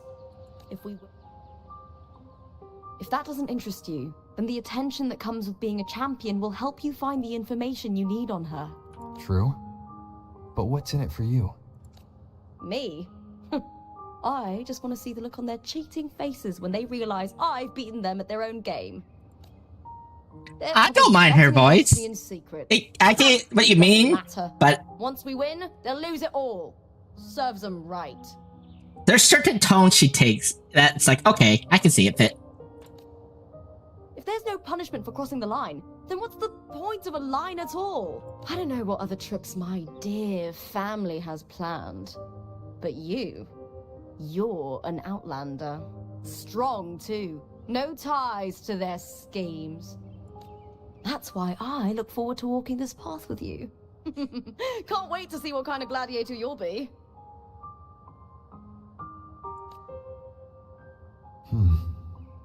Arsenosa and the unusual frequency I felt from Lupa are the only leads I've got. Lupa denies ever meeting Carthea, but maybe she didn't realize. Oh god, that's an old clip. She's hiding something. My MVP base skates. I mean, this ain't. God, that's an old clip. Yeah, I can see that. Either way, teaming up with her is my best shot at finding the truth. Okay, let's do this. Let's aim for the championship.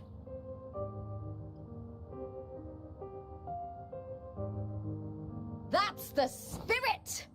Well then, I'll be counting on you, my fellow warrior. Now, let's go register our team. Yeah, going for gold. Let's do it.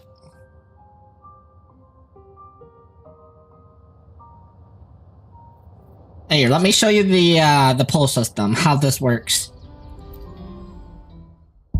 Because right now, she's the banner. Carthea, she's the 5-star. Oh, 1 day, actually. I didn't realize it ends in a day.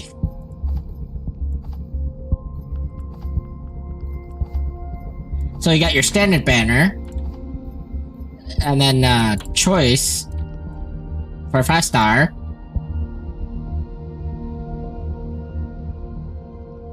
I already have Encore.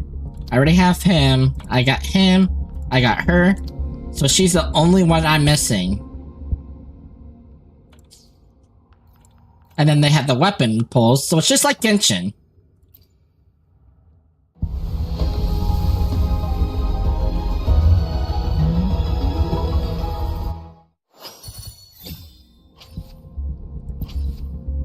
Don't want to waste all my pulls though. Still gotta save them up. But yeah.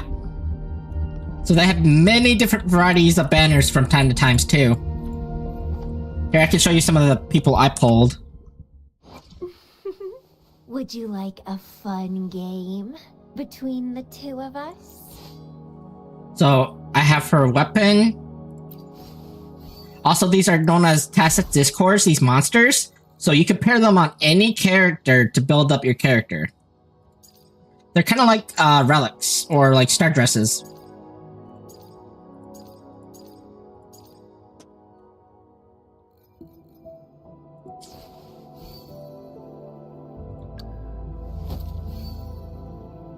this one, I need to get a better light element. But yeah, she's the new one I just pulled.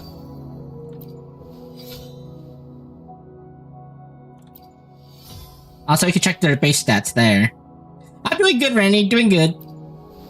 Also, can I level up her traces? Yes, I can. Let's level this up a bit. Do I have enough?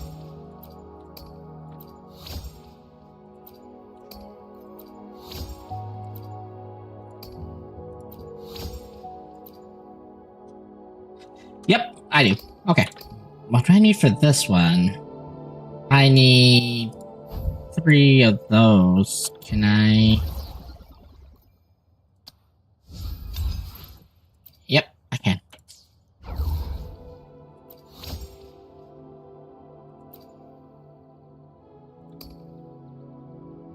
Okay, I need the gold ones. Oh, I can actually make this one real quick too.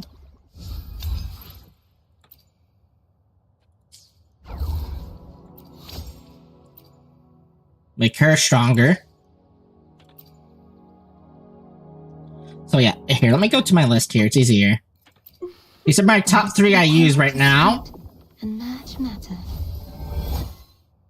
The divinity may foresee the future of the world, but I doubt they can predict which song people will... Anything I can help you with. I alone will... There's the main character. As we head toward you know, the standard 5-star. Behind.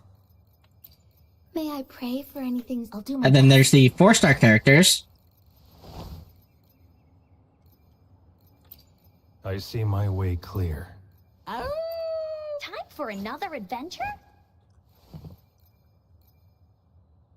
Yeah, I know, right?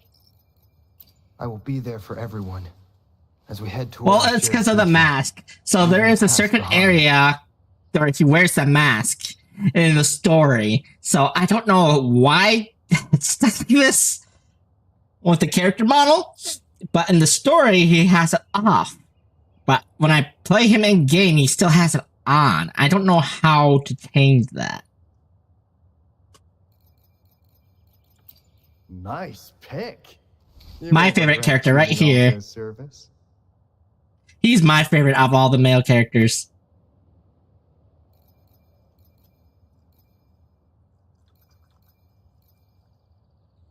Unfortunately, the female ratio in this game is kind of nuts. There's not that many male characters compared to females. Yeah, I do too. The character designs are really good. Right now, she's my best DPS character. Between the two of us? Understood. She's my healer. I am here to serve your will. And the new one is my backup DPS. This one right here, she's the tank character.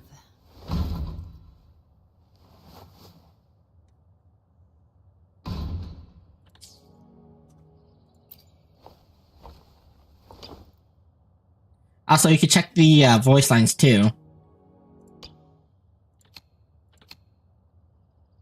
Yep, she's the tank. So I have her built with defense mainly. But my highest HP character right now is her. And much matter. Understood. I am here. She is the buffer. The divinity may foresee the future of the world, but I doubt they can predict which song people will play tomorrow. And the rover here, the main character, Head toward our shared future. could go between 3 elements. Behind. So I can use different elements. There's the light element, the dark element, and then the wind. The wind element is a healer element for him. So I have built like a healer right now, whereas his I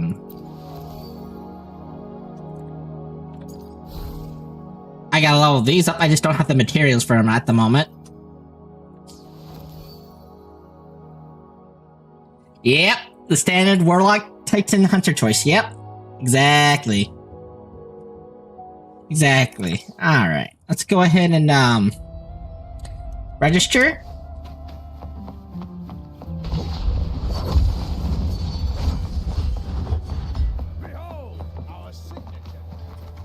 Register for the fights. See how far we can get.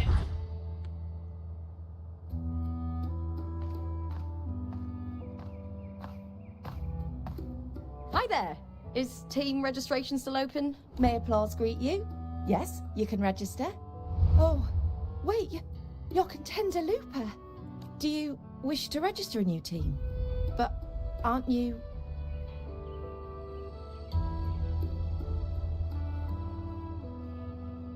Yeah. You ain't wrong. Plans changed. I'm no longer with the Bow of Legions. This is my new partner. Oh, I see. Allow me to register you again. Have you settled on a name for your new team? Warrior, why don't you do the honors? Huh. So, what is the title? Choice for the team name. That's funny. So, guys, should I go with option 1, just be Withering Waves, the main title of the game? Stella Lupa? Or Assured Victory?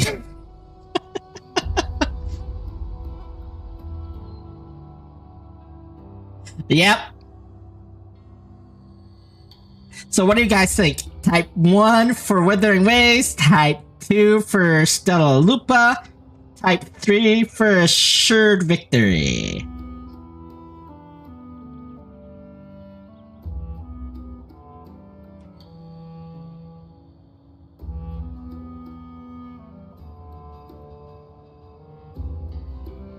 I'll give it about 5-10 minutes.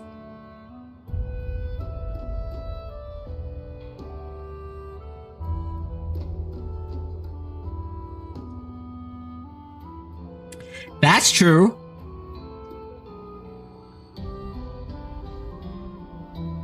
I do like that one too.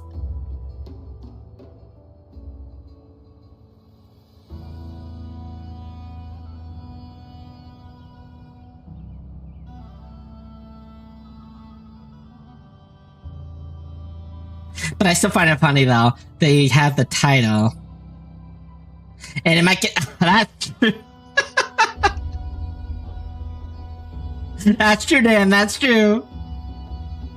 But I still love the fact that they put the title of the game as a team name. That's funny. I kind of am leaning towards Stella Lupa as well.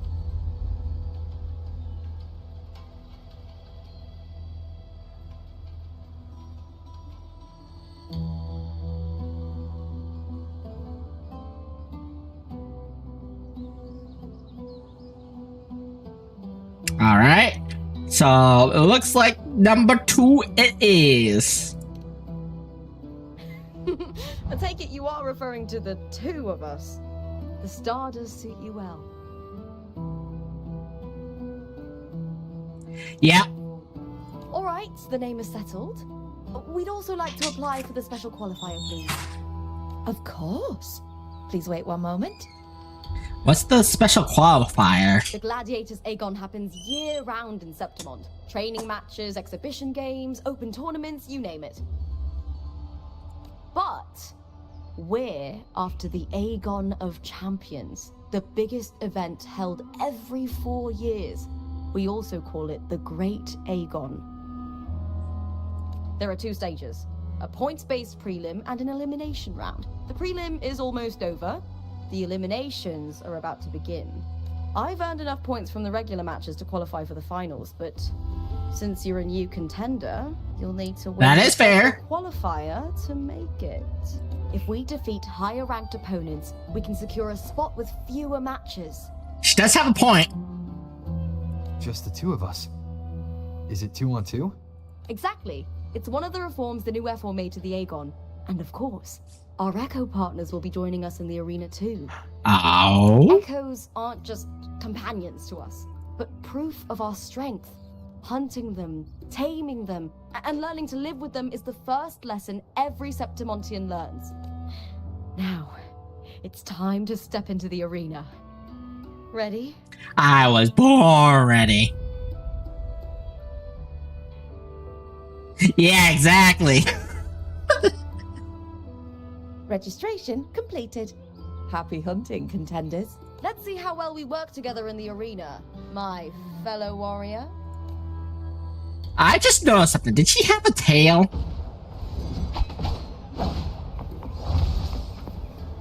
Alright, let's go in the arena. Are you ready for the gladiators, Aegon? Yes, I'm ready. Happy hunting. Now, do I get my team, or do I have to play as Rover?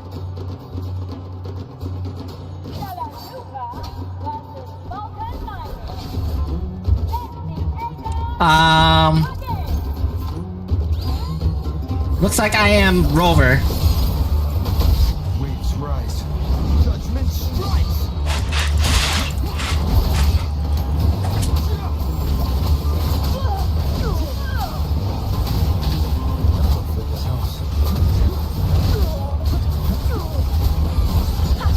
Perfect teamwork. You make quite the hunting party.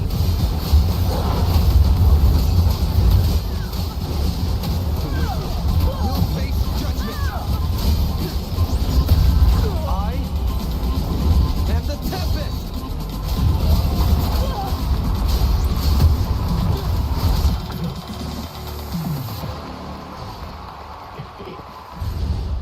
Well, okay.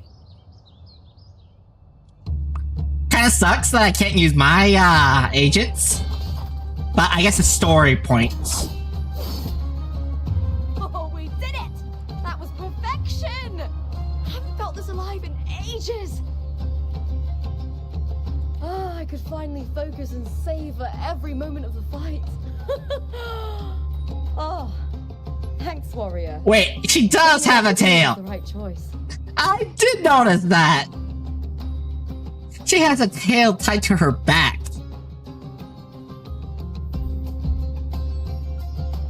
How am I just now noticing that?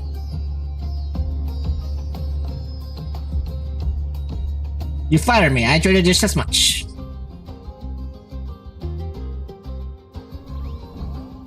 And these are... To does. These little ones love a good match and never miss a chance to cheer for the victors.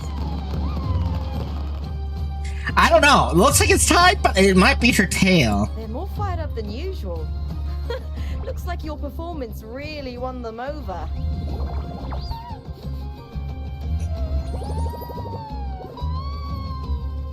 Yeah, you see what I mean?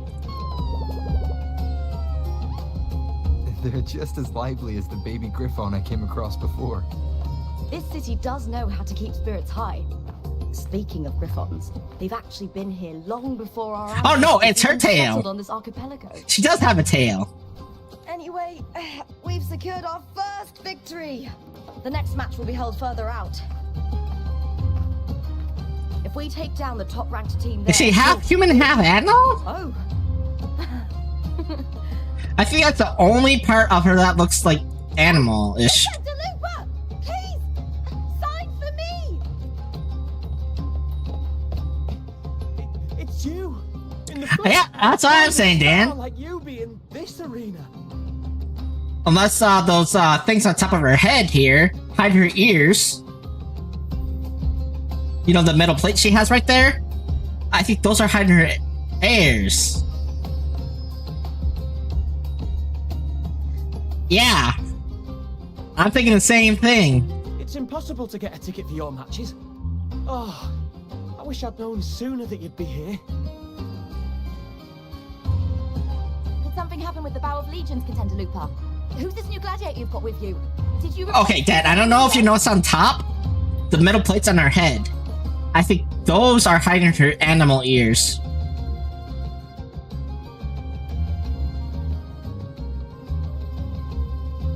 I could be wrong.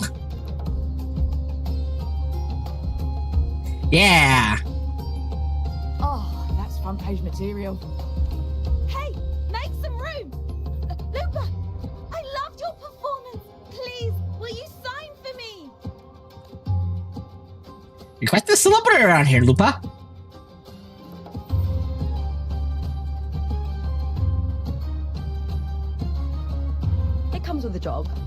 Gotta draw a crowd in, both in and out of the arena.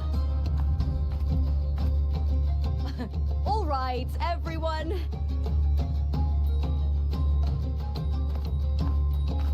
Yeah.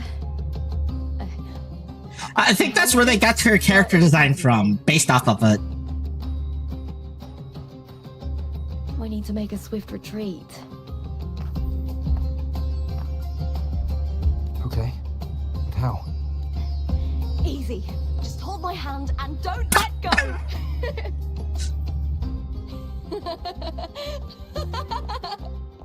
Lol. She went straight for the hand holding. Just skip phase 1 and 2.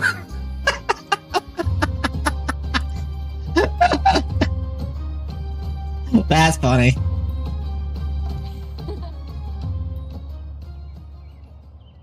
Skip in step there, Lupa.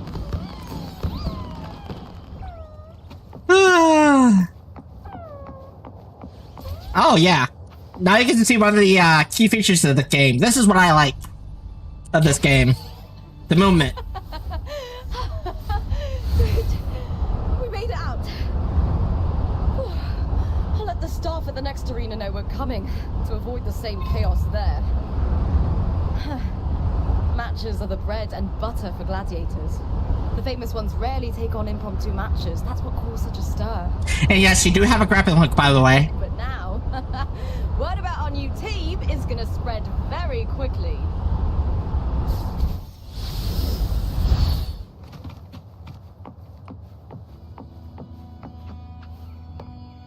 I do love the movement in this game. It is smooth as butter.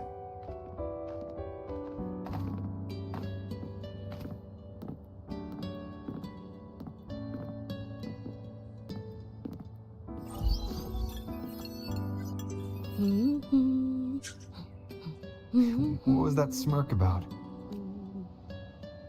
Oh, me?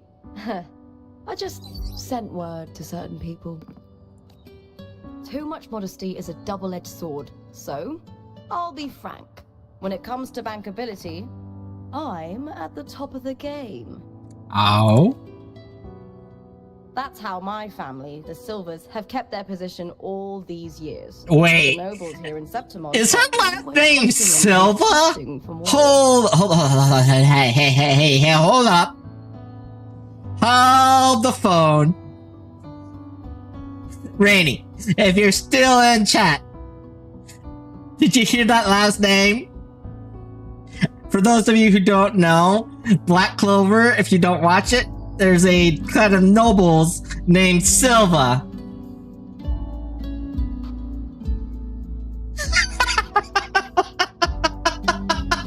So, not only did they take references from Ruby, but I guess they're huge fans of Black Clover as well.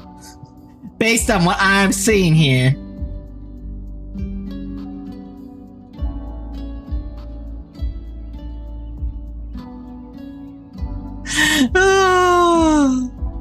Wow.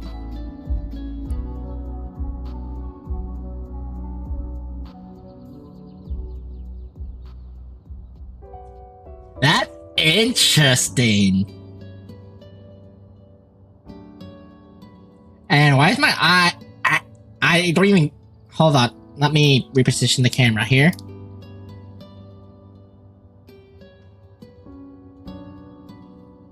Yeah, maybe. Hold on. My eyes are freaking out on my model here. Give me a second. Okay. I don't know why it's doing that. And I'm not even blinking. I think it's my glasses, honestly. Lions and wolves tear each other to pieces, while the hyenas lie in wait, eyes on their bellies. So yeah, Silverwolf, like you said, Dan, Silverwolf. And with the illegal betting they're running, once they hear I've left the old team, they'll all be scrambling to get a piece of the action. Yeah.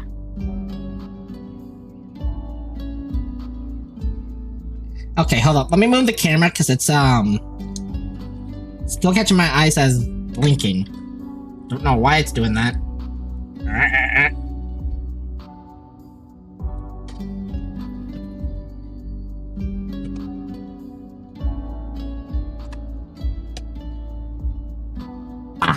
There you go. Are you planning to muddy the waters? The waters are already so murky. No one can tell who's stirring them. Snooze ads real quick.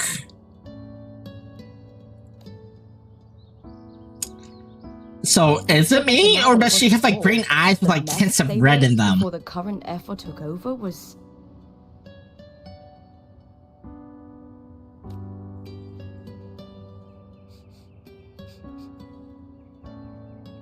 Okay, so I know she does sniff a lot. So I think that she is half animal. Huh.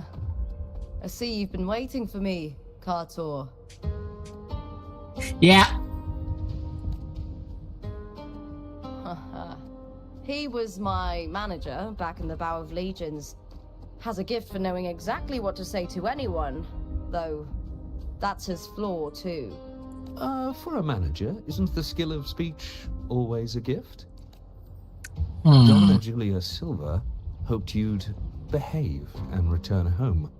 She bid that I reason with you at the earliest opportunity. But it seems you found yourself a new ally. I dare say her hopes are dashed. He's suspicious.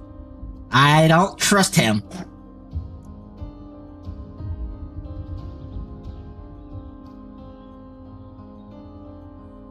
I can see where you're going with that, but Sosuke Aizen more for me. And what's your point? How disappointing. Not even a hint of charm when there's no crowd around to impress.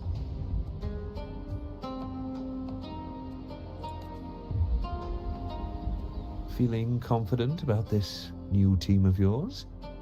What do you think your chances are of winning the championship? I've seen way too many animes, Dan, and I am suspicious of people with that type of smile. I don't trust it at all.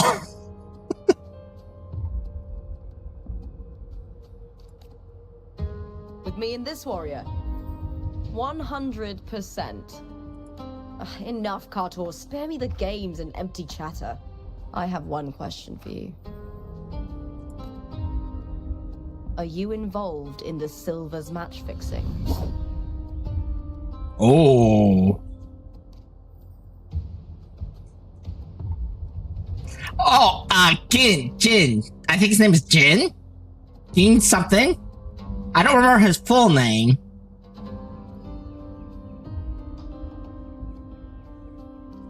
But I know who you're talking about. No. Yeah. But I don't stoop to that level to get it. I knew his first name. I just didn't know his last name.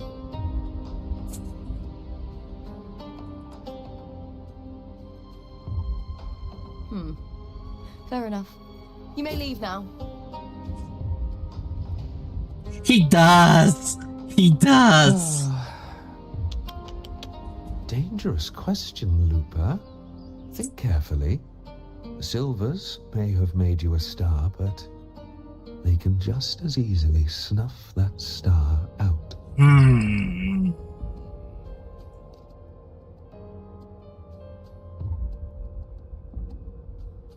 This is rating 100% on my sus meter right now.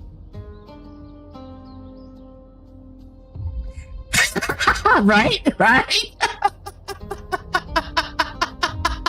I'm thinking the same thing, Dan. I'm thinking the same thing. Yes. I've never doubted your talent, but these are the rules of the game. Okay, his eyes just shifted. Do you see that?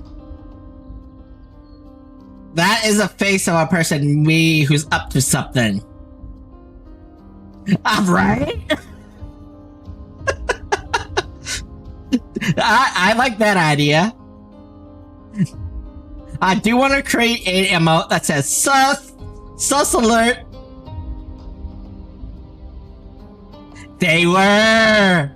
They were. I know the rules well enough. I just wonder if Domina Julia truly understands who's making the rules now, and where she stands in this game. They definitely were, Dan. They were.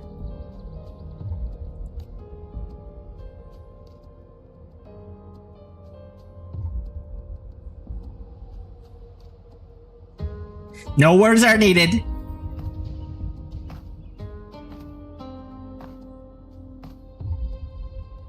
Is this Carter also from House Silva? Not exactly. He's a free man, though he's handled Thou of Legion's business for the past few years. Alright. Let's head on up. Once we cross the hero's way, we'll get to the Protect the deck! I love that! For centuries, countless gladiators have walked this very path to Colosseum Olympus, just as we are now. I love that one, Dan. I love that one.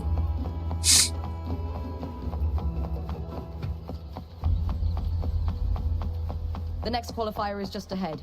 Once it's over, we can take the cable car to the upper city.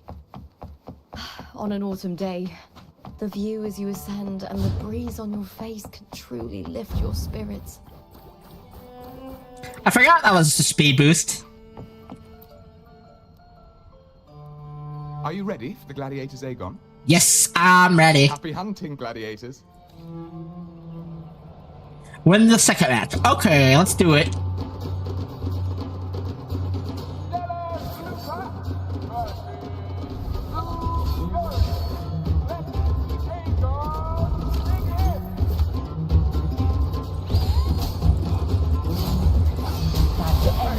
With towels.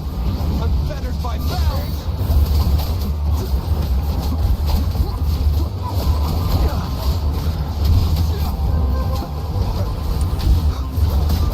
Annihilation.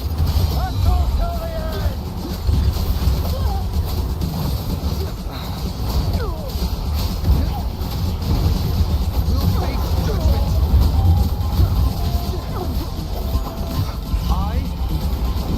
And the tempest. I'm so glad my rover is a healer. Shame it's only exposing your weaknesses. Great work! Your skill is fueling my bloodlust.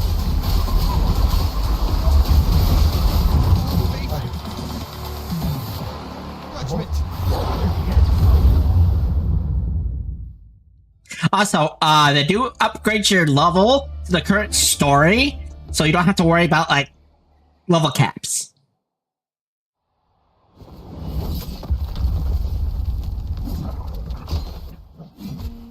You just gotta worry about your adventure rank. You gotta reach a certain adventure rank in order to progress through the story, though. Cardathea, standing on the water. That abnormal sensation came over me again when my sword struck the contender's echo.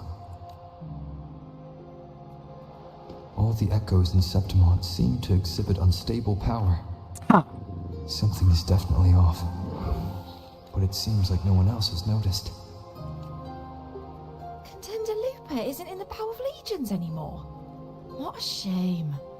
Just 2 days before the finals as well. It's unfair to her former teammates and her fans. Is it about the money? She's changed teammates how many times now? As for that newcomer next to her... Without the Silver's patronage, there's no way a gladiator from the outskirts could rise to fame so quickly. Quiet down! Where are you hearing these rumors? Open. Everyone thinks they know the real truth. But consider this. It's a fact I know to be true. Let's go, my fellow warrior.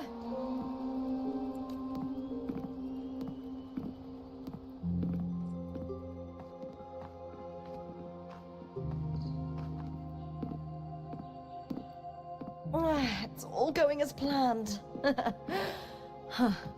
Let's get you settled somewhere comfortable. Then tomorrow, we head to the Colosseum Olympus for the semi-finals. I've been meaning to ask, is there a body of water in the city? I think Cardathia might have passed through there. A body of water. Yes, but it's been abandoned for years. That elevator can take you to the upper city, though. If you want to try looking for her, we can start there. Thanks. And, Yes? those people just now, they talked about match fixing. Don't you want to challenge that? I didn't have time to gather enough proof before I left. Besides, this isn't the right moment. Once we win the Great Aegon, I'll make everything public. Oh. In Septimont, only the winners get to speak their truth. Their slider gets under my skin. A strong warrior with a kind heart. Rare traits for a hunter. Honestly, I don't care what people say.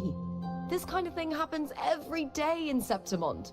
If you can't handle it, you won't last. Tarnishing rivals' reputations is one of their usual tricks. I cut off their betting profits, so it's only natural they'd be upset. Besides, now I have a reliable warrior by my side. That's all that matters. No worrying about whether my teammate can keep up, no dealing with petty politics. Just the thrill of the fight. Yeah, she's definitely a battle-hardened warrior for sure. Thank you for that, my fellow warrior.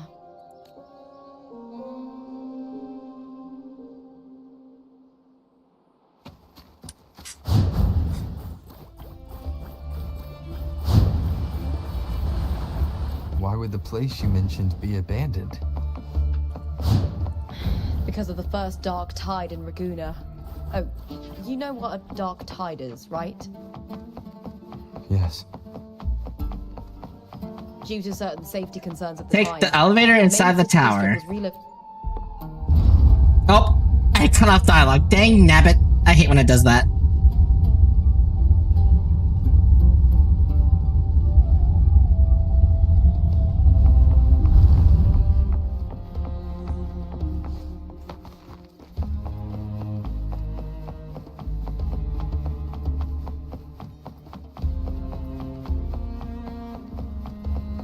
You said Cardathia might have been here. Do you have an idea of where she passed through? I think. Somewhere over there. Ah, that's where the statue of Hercules.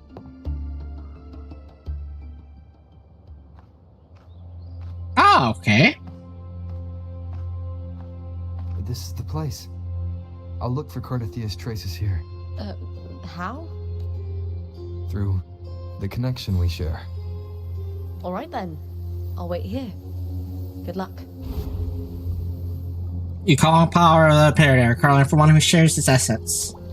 Your frequency pulses through your blade and spreads across the water and the ripples, but the connection weakens, fading into the distance. Cardathia isn't here.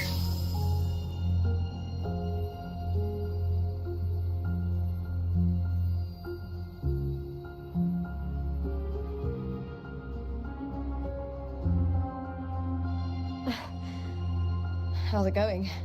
You look frustrated. I just felt uneasy.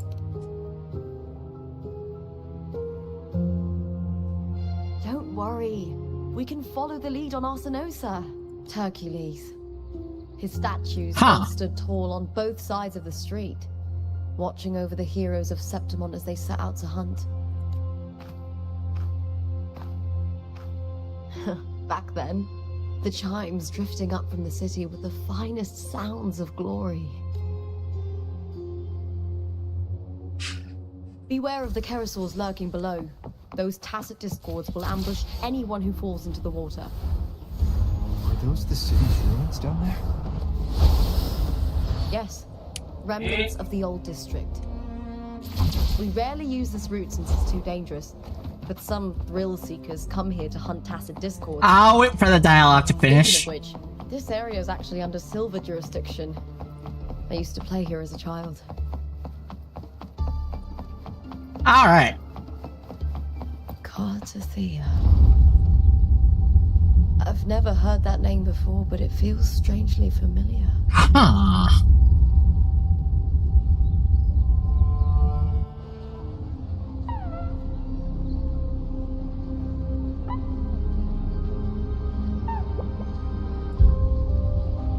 Black screen? Oh, there we go.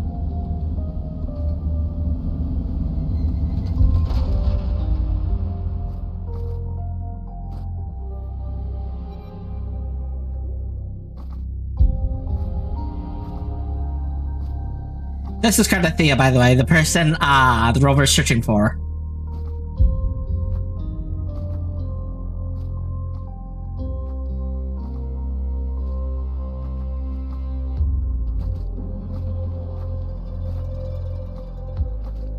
Someone's still alive. What? Is that Lupa? Are you okay? You seem like a local. Are there any other survivors? I'm managing. I can still move, but I'm exhausted. I walked for so long, for so far, but I still can't leave this city. The white tidal blight follows me wherever I go. Tidal blight? Could you mean the dark tide? What's your name? Is there more than one Lupa?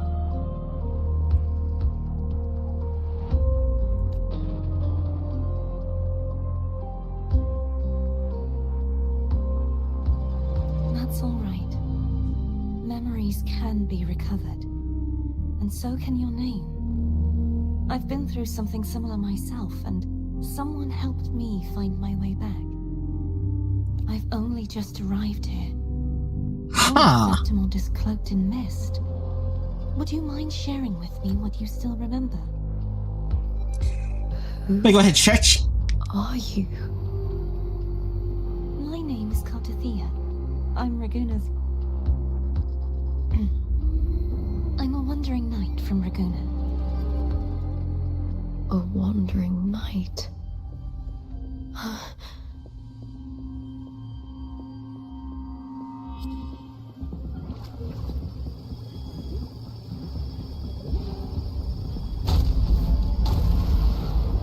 Of course.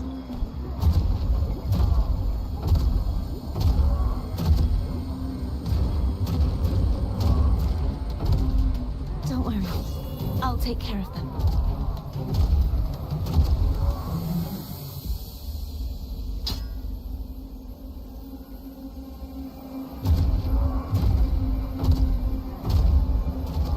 Come forth and face my blade.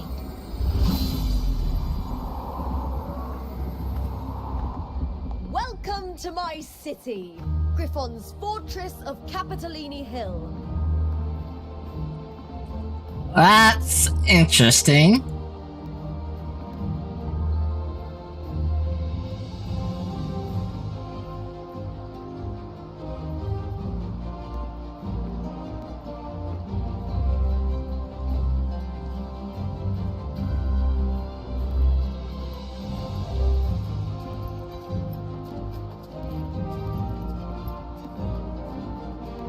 Who are they? Oh, some minor noble houses that didn't make it into the Aegon. In Septimond, strength and power go hand in hand. Nobles get more, but they better prove they're worth it and pull their weight. The Aegon isn't just about fortune. It's a way to find the capable. For nobles, the ability to command and control echoes is a basic responsibility. If the heir of a noble house isn't strong enough, it signals that the house is unfit to hunt down tacit discords or protect sentiments. Interesting. So, if a noble's been living it up, they'll end up broke and thrown out of the city after paying high patronage fees for a gladiator who doesn't even make the cut. Makes sense. Strength is everything. That's how it works. You fought your battles too, or you wouldn't be here.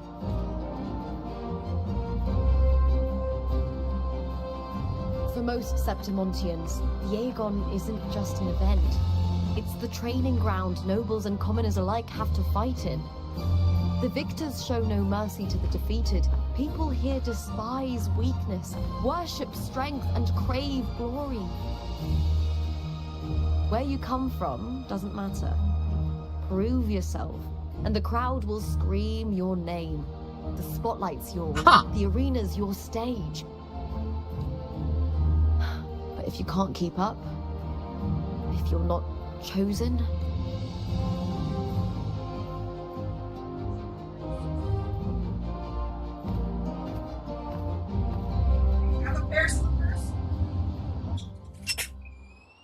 well, come to think of it, we haven't had anything to eat since those 2 matches. Right, I know just the thing I want you to try. It's something unlocked? Oh, this. Oh, the event.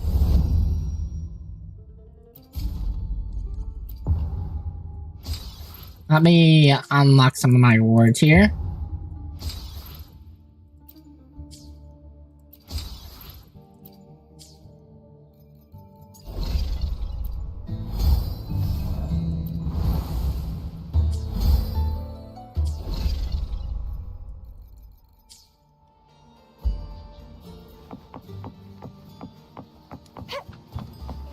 All right, to the restaurant.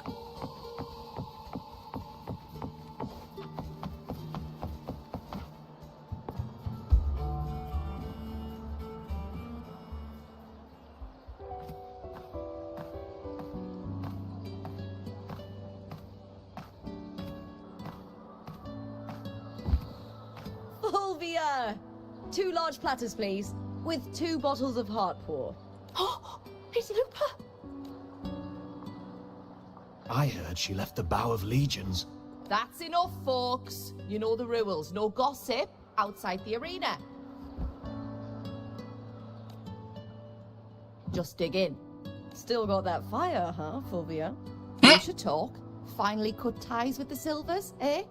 With the way they handle the share of profits, you should have left sooner.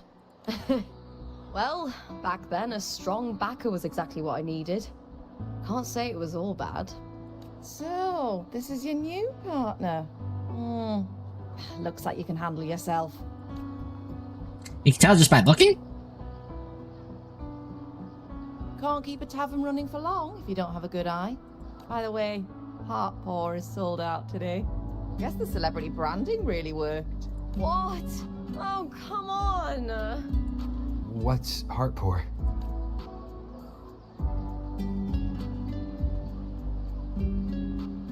Is that a soda? A drink I endorsed. Most of the drinks I promoted were... but this one's actually really good. What about the others?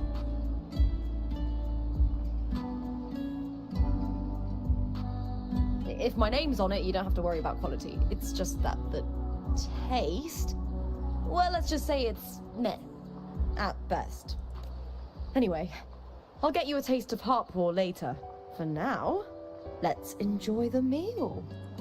So, fellow warrior, any stories to share? There is...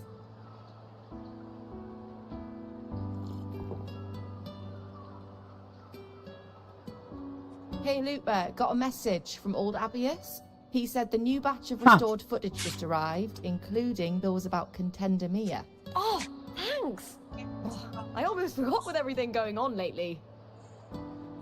Okay, I'm gonna have to mute for briefly here, so give me a second. Major matches or famous contenders. Helpful for those who want to learn from them. Ephor Augustas are the most popular. 4 years ago, she became the champion and a household name by crushing every single opponent. From there, she worked her way up into the Ephor's seat. But I prefer watching Contender Mia's matches over any of the past champions. I think she's got real heart. You can feel it, even through the recordings. The way she threw herself into every fight. Do you think we'll face her in this Aegon? Not likely. She disappeared during a great Aegon years ago. Some say she got tangled up in illegal betting scandals. Others think the pressure from her manager drove her to leave Septimont. There are plenty of rumors, but no one knows what really happened. Still, it's frustrating to just disappear halfway through. If you fail to make it to the end, people will see you as nothing.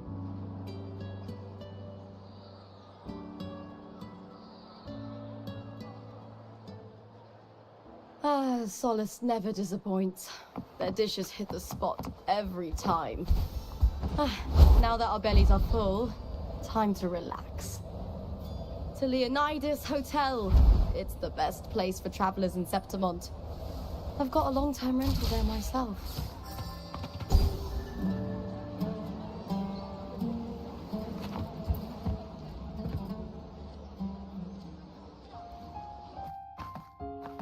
Ta-da! Welcome to your new spot. It's a lifetime suite, and it's yours anytime you need it during your stay in Septimont. Don't mention it. The hotel owner sees us as future champions. Supporting us is an investment that will pay off. Of that I am certain. You know, gladiating means everything to me. I really, really love it. I know I'm lucky. I know what I want and I'm doing what I love. Compared to those drifting through life, I've already been given so much. But okay, I'm back. Sometimes... You don't look happy, Lupa. Well, I'm not unhappy. I was born for this, but the more I embrace it, the more I fear losing it. I can't help but wonder, what is it that fills me up when I'm under those lights? My passion for the fight? If one day I lost that favor, would I be more helpless, panicked and heartbroken than those who never had it in the first place? If that day comes, would I still be able to say I love this life? You would if you truly love it. You're right. I hope that love never fades. Not until I'm... Tomorrow is the semi-finals.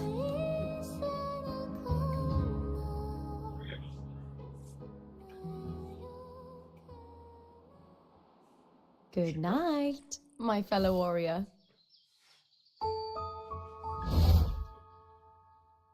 Shane isn't doing it. Evan's not doing it. I don't know.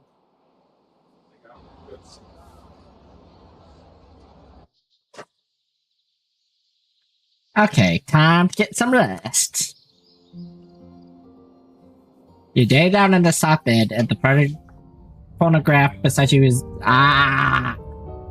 Words. Lines of them.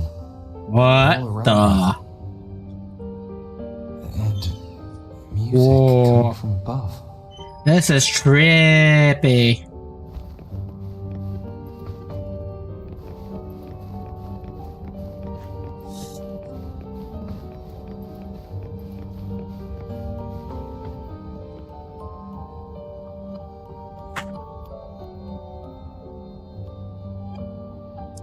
Oh no. This is but an illusion.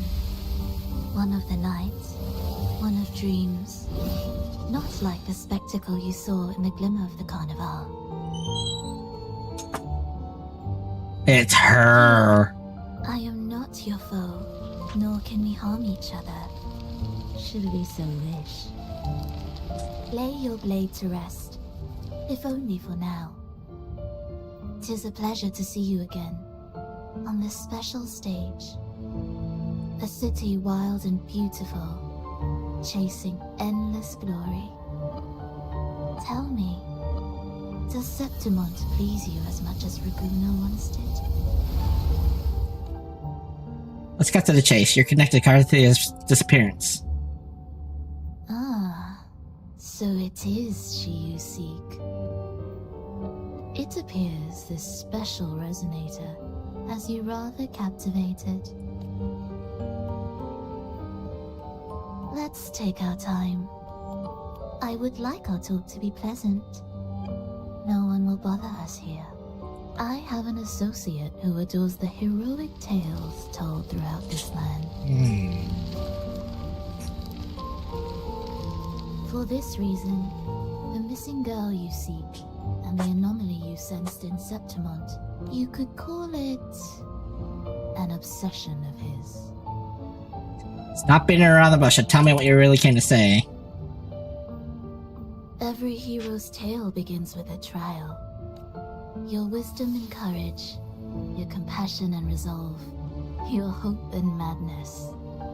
Will they be strong enough to carry you through the trial? To Yeah. make you the hero of the story? Read it. I hope the story speaks to you. If we continue to meet as foes, the symphony grows monotonous. I confess I find it rather uninspired. Let's just say she's caused trouble in the past.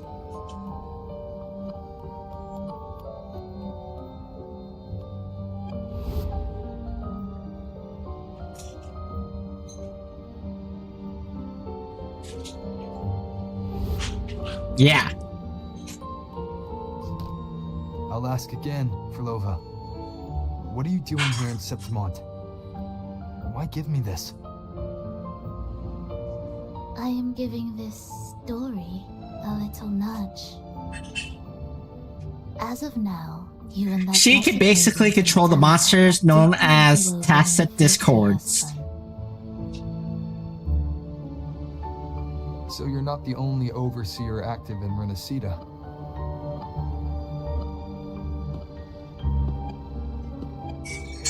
Scar, your nameless ally, and you. The Fraxidus seems to revel in the company of those with twisted obsessions. It's not as you imagine. You've already met my associate, you see. He trusts what he sees, not the words of others. I've already crossed paths with him since arriving in Renacida? Wait. As a creator, Wait.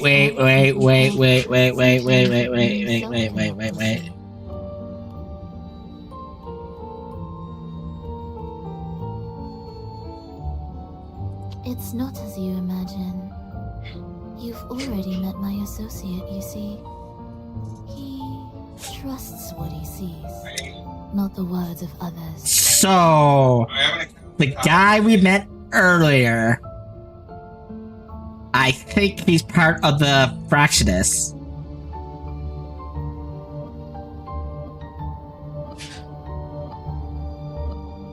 I could be completely wrong.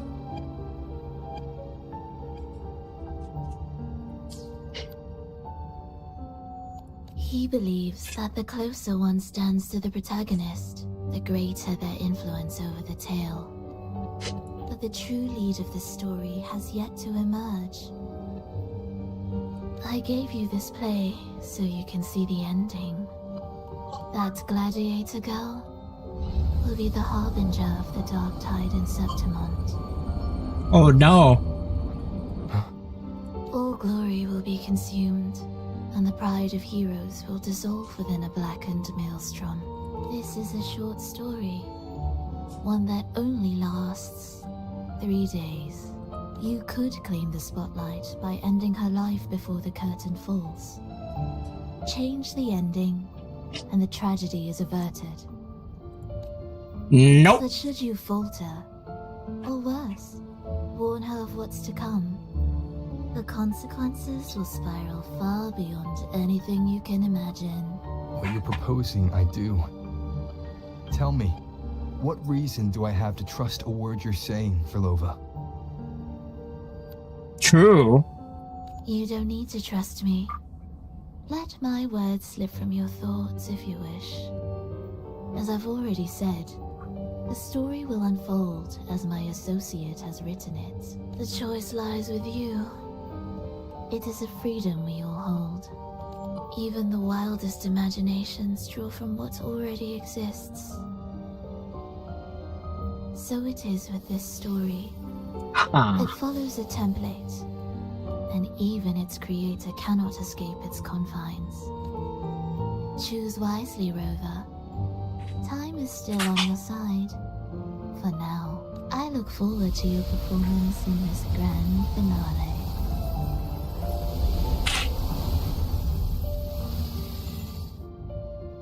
A person paint spell carries a hint of unknown expectation that feels you fall into veil. I cannot read that.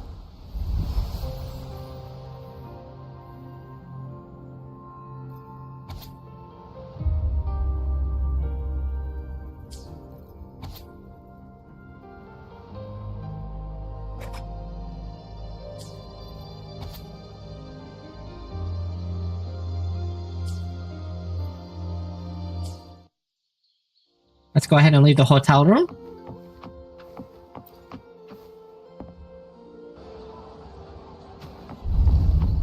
And there's Lupa. Morning, fellow warrior. Huh. You don't exactly look well rested. Lova may not have told the whole truth, but there's no denying the anomaly here in Septimont. Neither Lupa nor the others here seem to notice. Huh. That fleeting image. Lupa turning into that unfamiliar girl. I'm fine.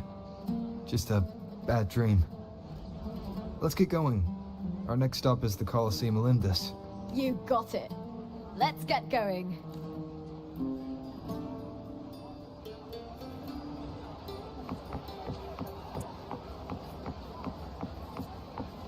Let's try taking the elevator. Yep.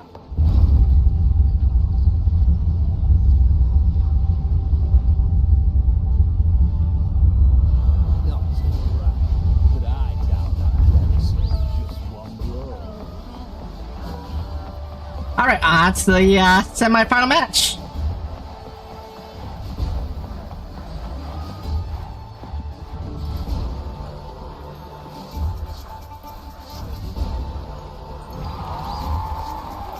More defeat? Yeah! I get what you're saying.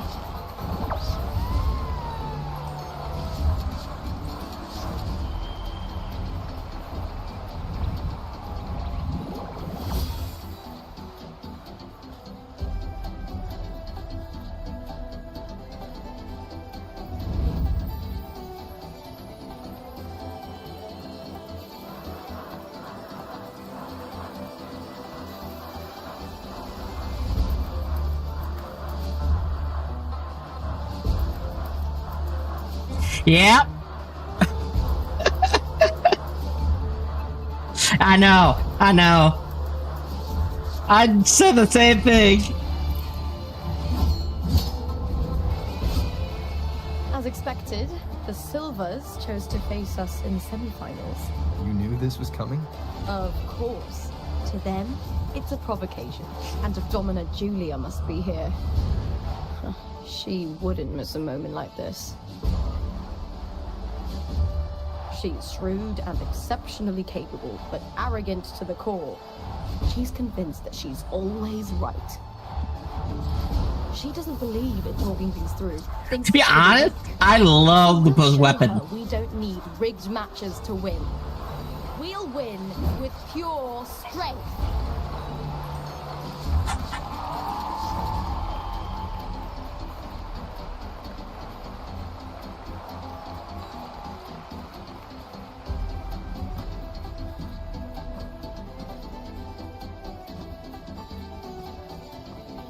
Oh? Who is this? Is this, Renacita? Whatever her name is? 4 years have passed. Oh, Gusta. And I stand before you once more. Not as a gladiator. Is it just me, or does she kind of look like Yin Yao from Ruby?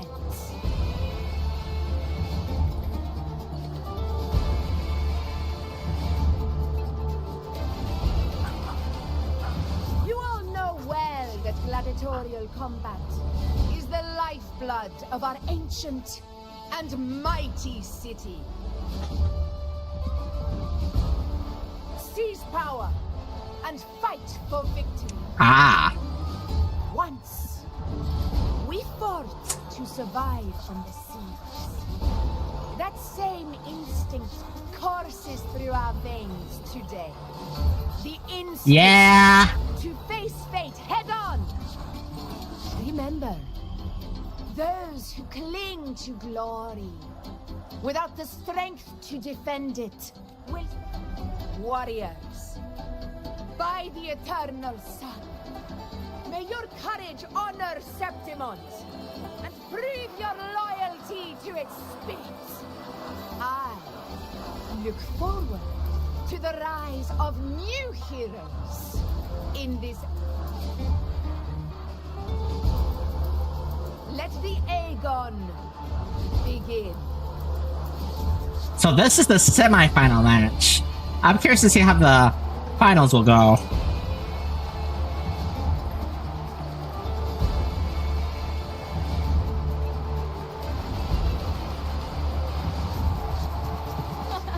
Come, my fellow warrior. Victory is ours for the taking.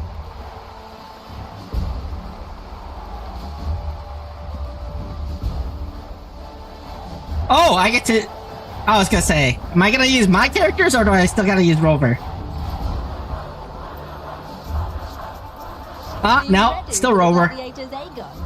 Couldn't be more ready. Happy hunting, gladiators.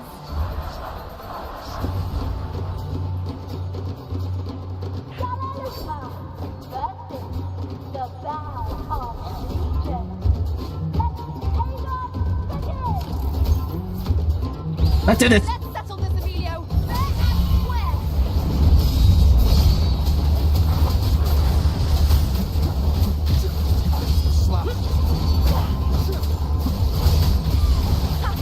Perfect teamwork. You make quite the hunting party.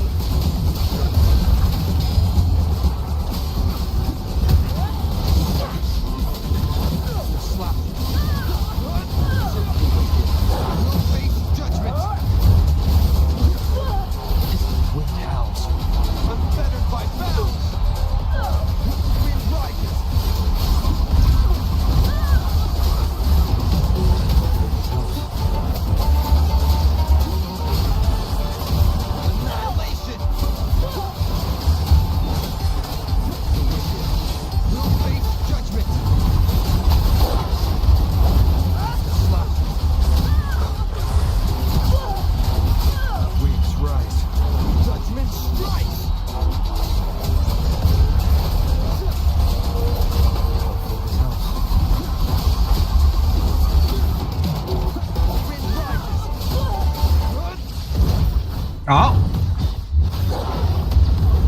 Did the match just get interrupted?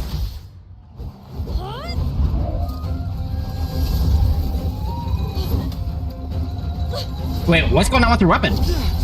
This frequency, it's like the dark tide in the inverted tower.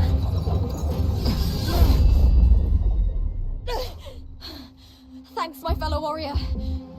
Can't win, so you play dirty in the arena, huh? You make me sick! Wow. Goddamn.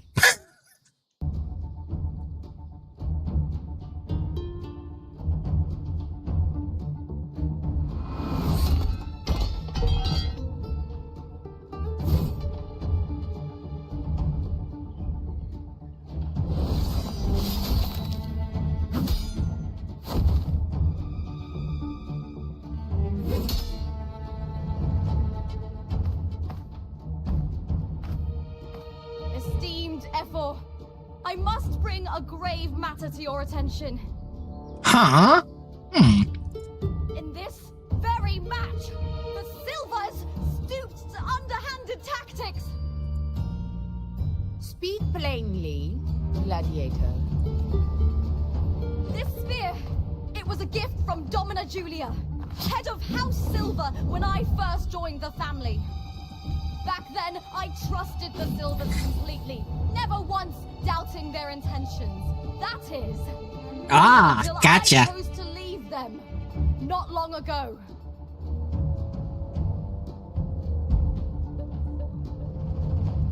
Now in today's arena, this Yeah, that makes spear sense. spiraled out of control, nearly stabbing my own teammate. I said of course. And your proof? Honorable Ethel, I guarantee this spear will withstand any scrutiny. Lupa, you owe your fame and fortune to our patronage. Yet, you turned your back on us when we needed you the most. Allow me to remind everyone how Silver does not cower, nor fear defeat.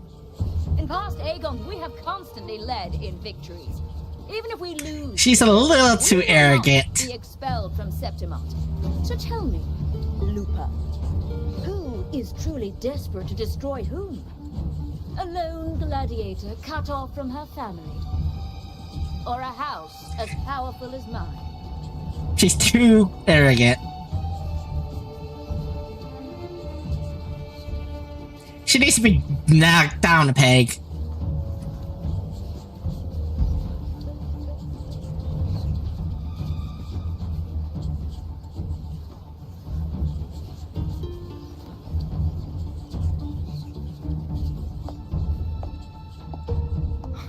Enough of this disgrace. Huh? Stop your performance, Jester. What? Who is that? Who is that? What?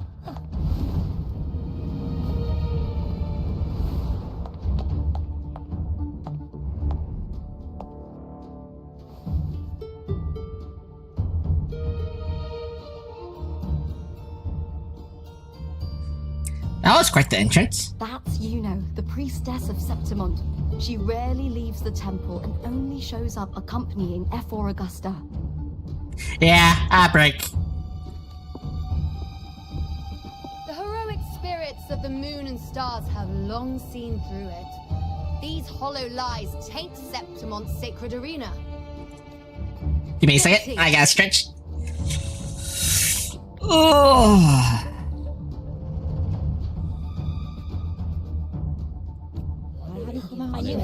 I said you want. I said you wanted to listen. No chance. No, I said it. Oh?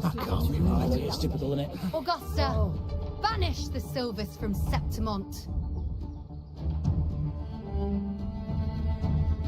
Holy freaking plot twist, Batman!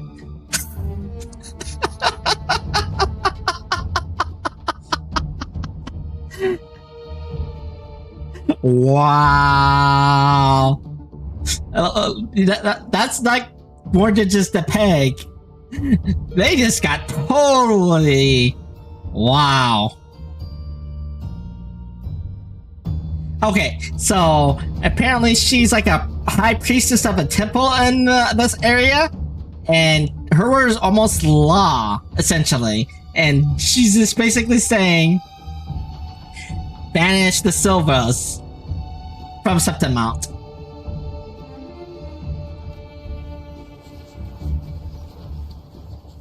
The priestess can foretell fate and has the power to make final calls here. Most people trust her judgment. I can kind of see it. But Yuno is a bit extreme in our line of priestesses. Not everyone agrees with her behavior, despite her capabilities.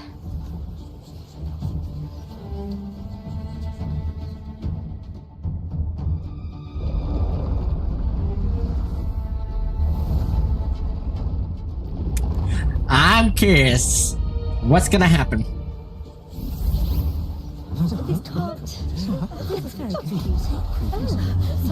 Oh! Oh! Did not see that coming. Guilty. The temple has spoken. Oh! Goddamn!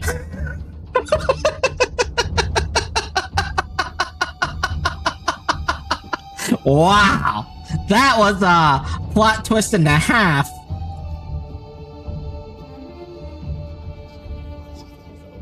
That's outrageous. Unbelievable. Despicable stuff. Yeah, I do too. Yeah, they're guilty.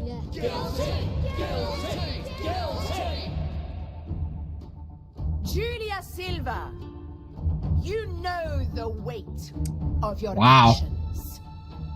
Shonda! Yeah, exactly. I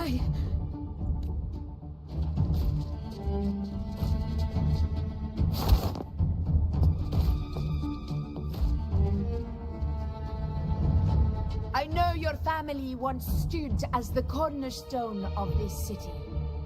Its pioneers, its founders, its protectors.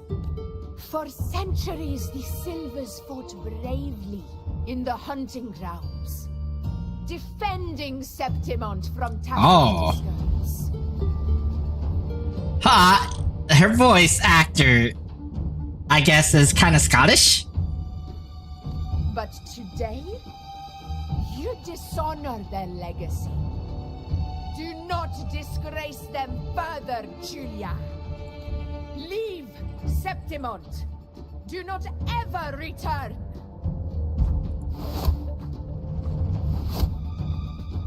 As you command, Efor.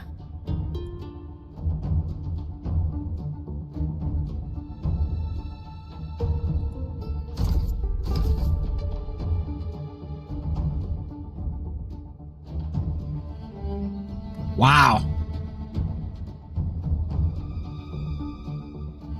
Your performance just now, that wasn't a complete disaster. At least you show more promise than those idiots retreating to cling to their meager points. An outlander.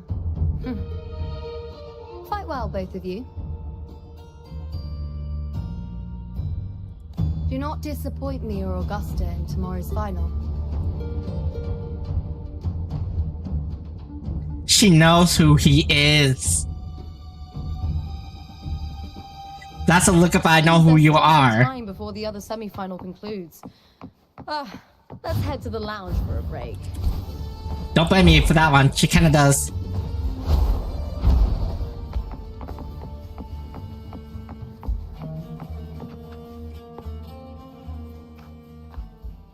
Oh, it's him!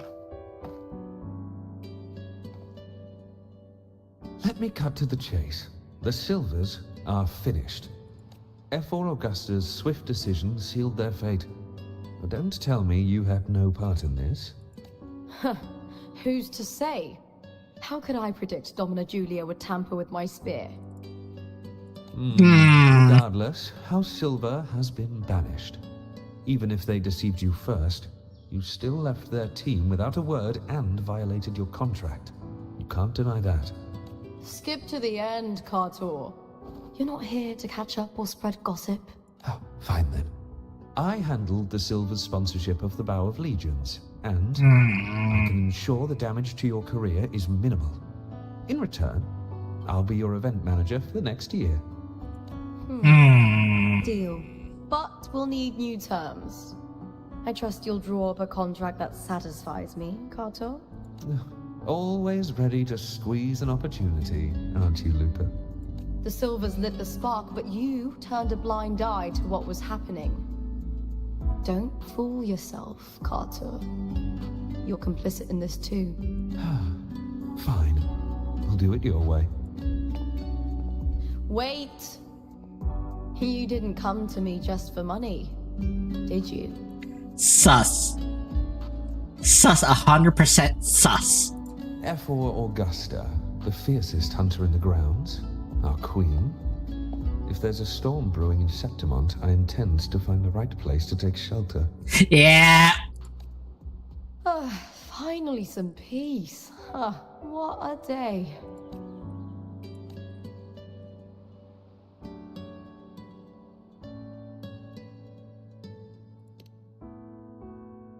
The priestess of Septimont has the authority to make final judgments. Yuno, in particular, is one of Efor Augusta's staunchest allies. Most prophets spend their days in the temple, observing fate's flow and tending to the eternal flames. But Yuno's different. She prefers to spend her time in the hunting grounds, bow in hand, patrolling with the other fighters. Born during an eclipse, she's the most gifted among her line. Impressive, isn't it? Let's talk about something else. Mention Efor Augusta's judgment. Efor Augusta had a humble origin. Her path to power was paved in Oh! Decades ago, corruption ran rampant in Septimont, far worse than it is now. Two Efors met untimely ends back then. The great Aegon carries immense weight for the city, and I guess that's why she chose this moment to act. Let's talk about something else. At least we made it to the finals. That's right. I owe you for helping me escape Julia's tricks.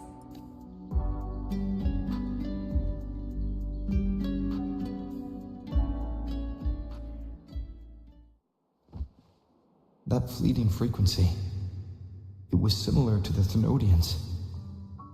Could it really be linked to the dark tide Lupa will bring forth in Septimont? As Frolova said? Lupa, can I see your spear? Here you are.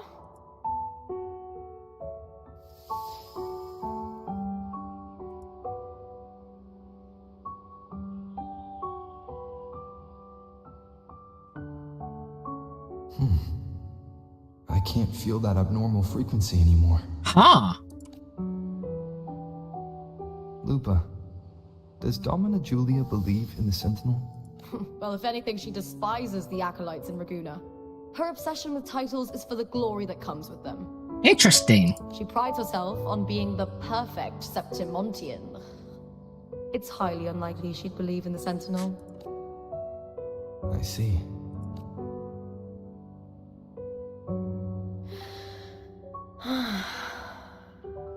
Sorry. Lend me your shoulder for a moment. I'm a bit tired. Go ahead.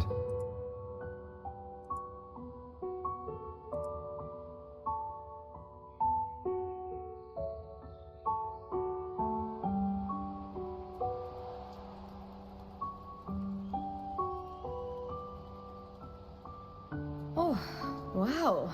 That's settled. Looks like the other two teams have wrapped up their match. The semi-finals are over. Finally, we can leave and get some rest. Alright. So what I'll do is I'll make it through the finals, and that's where I'll call the stream. Contender Lupa! Oh, congratulations on reaching the final! Oh, and your performance earlier was truly impressive. Lupa, did you notice any signs of match fixing involving House Silver before? About that? I told you not long ago, the Bow of Legions has been exploiting their gladiators. But no one dared to speak up. If you win the final, oh, you will have the whole of Solace raising their drinks to your name. All right, everyone. I'll chat with you later. But first, let's give my fellow warrior a moment to breathe, okay? He's new to Septimont. I'm sure none of you want to get carried away and leave a bad impression on an Outlander, Go. Find somewhere quiet to rest. I'll meet up with you once I've dealt with all this.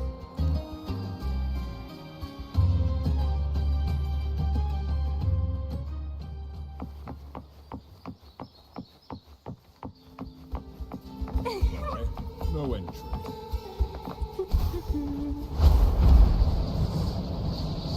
I'll slide off here.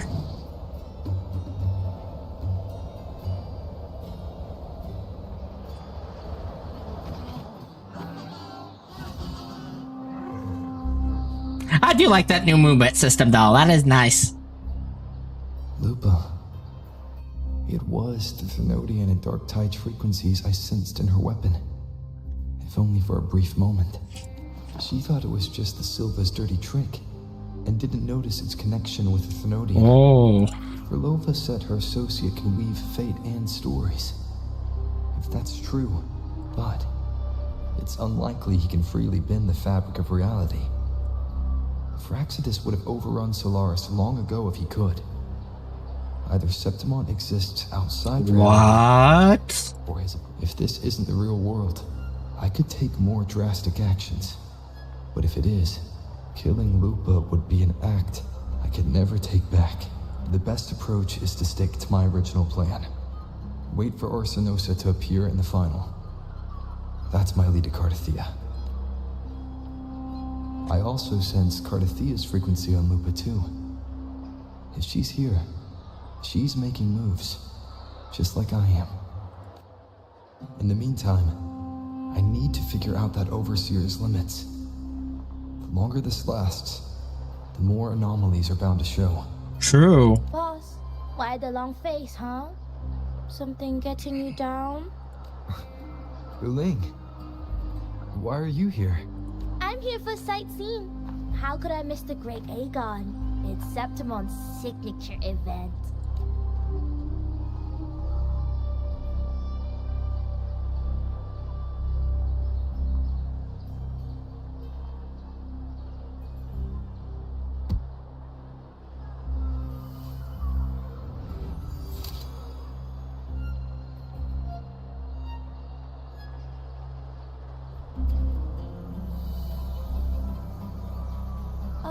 You are the one to break the deadlock.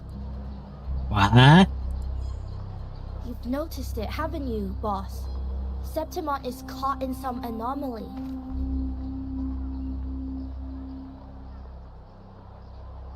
How much do you know about it?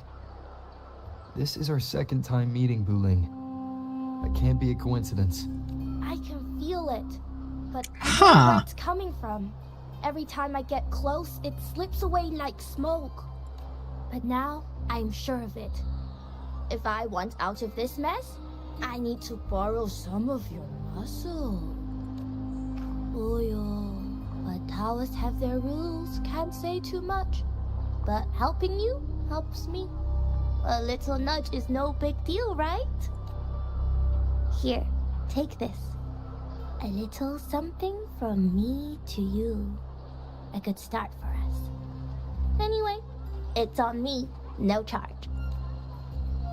Seeing isn't believing, but truth exists in the mirror of the world.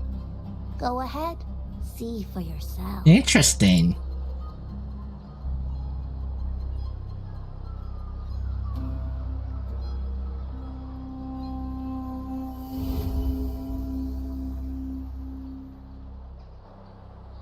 What do you think? The final's nearly here.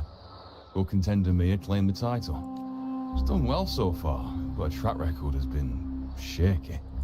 She'd better not slip up now. I've bet a fortune in the underground pits. If she loses, that John fellow promised she'd win no matter what. John? Ah, Mia's manager. Listen, she's got all sorts of talk round her, and the odds are crazy. But past champions have always been the noble bloods, haven't they? And not to mention, she's originally from Regina. Interesting. Buling.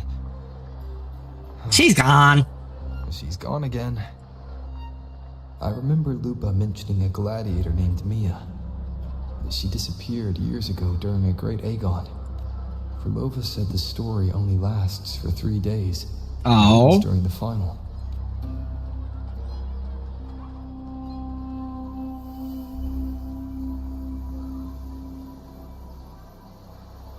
The bell on this mirror is jingling. The closer I move in that direction, the louder it gets. I'd better check it out. Okay.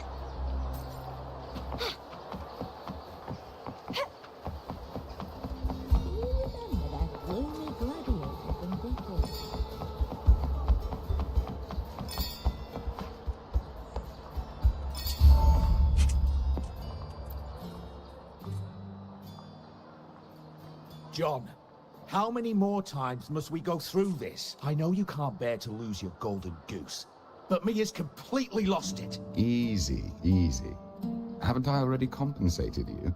Just bear with her a little longer. She's not losing it every time she steps into the arena, is she?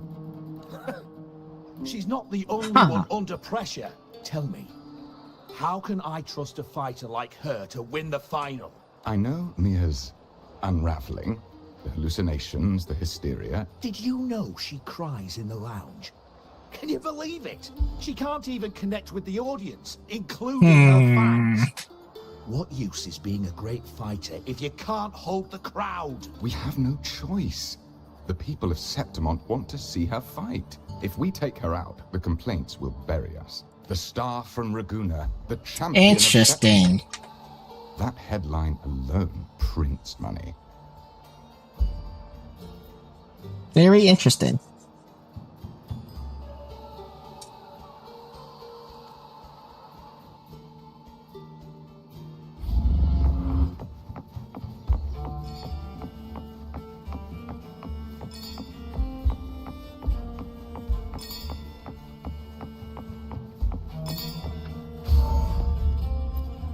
Alright. That gladiator girl, Mia, was it? I hear she's got quite the following. Oh, absolutely. Everyone loves her. As long as she's winning.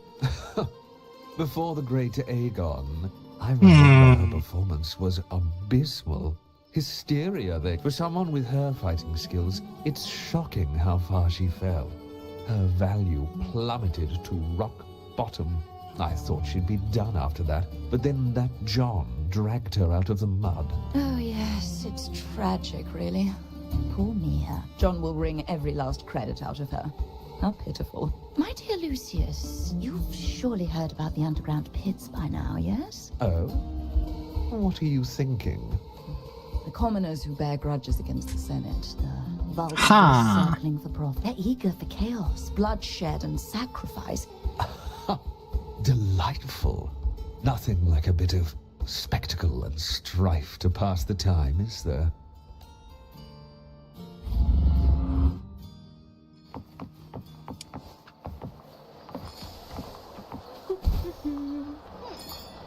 Interesting.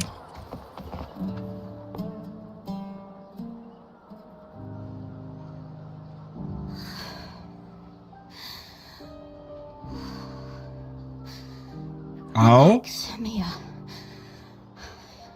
you can do this. It's all right.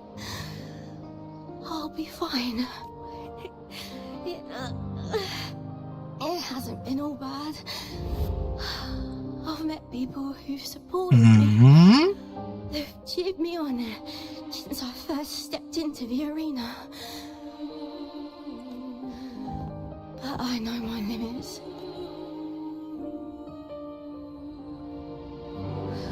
No matter how much I push myself, this is as far as I'll go. I love this. Gladiating. Just stepping into the arena makes me feel happy.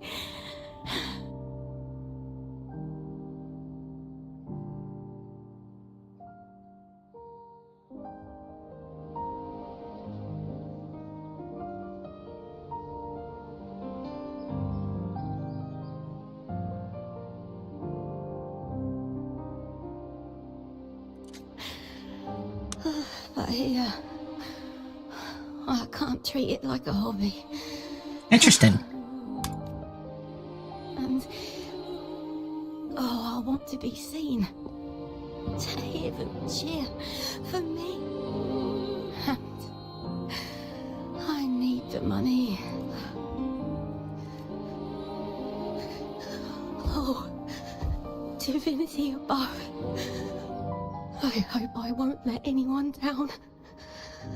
Oh, I need to be better.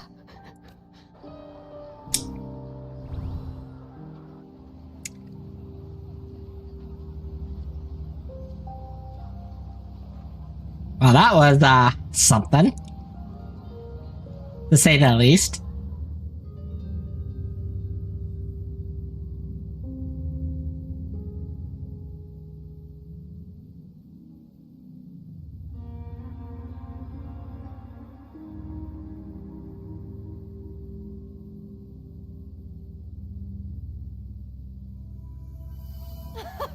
Warrior!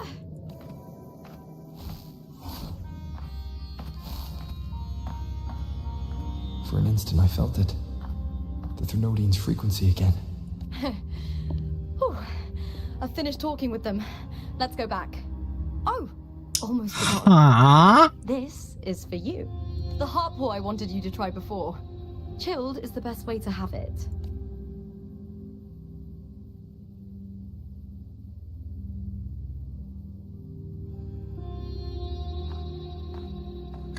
Okay. You need to rest before continuing this investigation. Wait. Your strength is spent. Hold up. I'm starting to connect some dots here. I don't know if it's just me, but doesn't Lupa kinda look like Mia the Gladiator?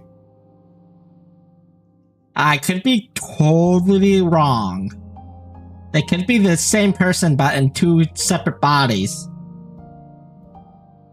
Like two personalities. Split apart. That's just me theorizing at this point. Alright, let's go ahead and continue. Thank you for your help these past few days. We're both from Renacita. I'm here by the Sentinel's will. This is simply my duty. For I was once blessed by the Sentinel. The blessings and freedoms they grant. I wish to share them with everyone across these islands. The tidal blight is spreading fast. I'm afraid. It's okay. Do not let it break you. One thing is certain. This anomaly stems from a specific power. Some facilities and records have been interesting. 2 decades back. We just need to find out why and who's responsible. The clock is ticking, but we still have a chance. The mastermind behind this will be tricky to deal with. Don't worry. I'll handle it.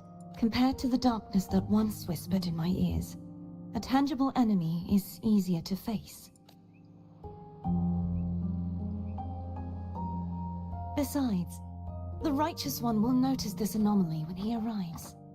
Our moves so far will guide him forward.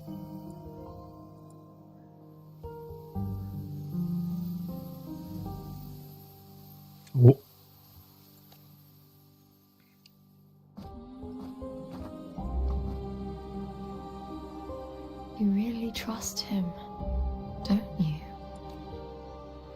Yes, very much. That's how she got that We frequency. correct each other's mistakes and walk the path of salvation together. Trust in yourself too. One day, you will reclaim your name. As for those vile intentions lurking in the dark tide, we'll cut them off together. Now, shall we continue the investigation? Are you ready? Absolutely.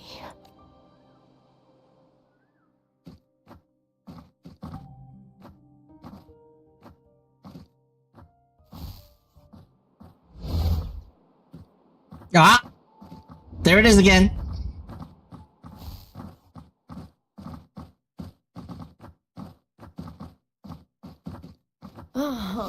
This is so exhausting. Dealing with these headaches takes more energy than fighting in the arena.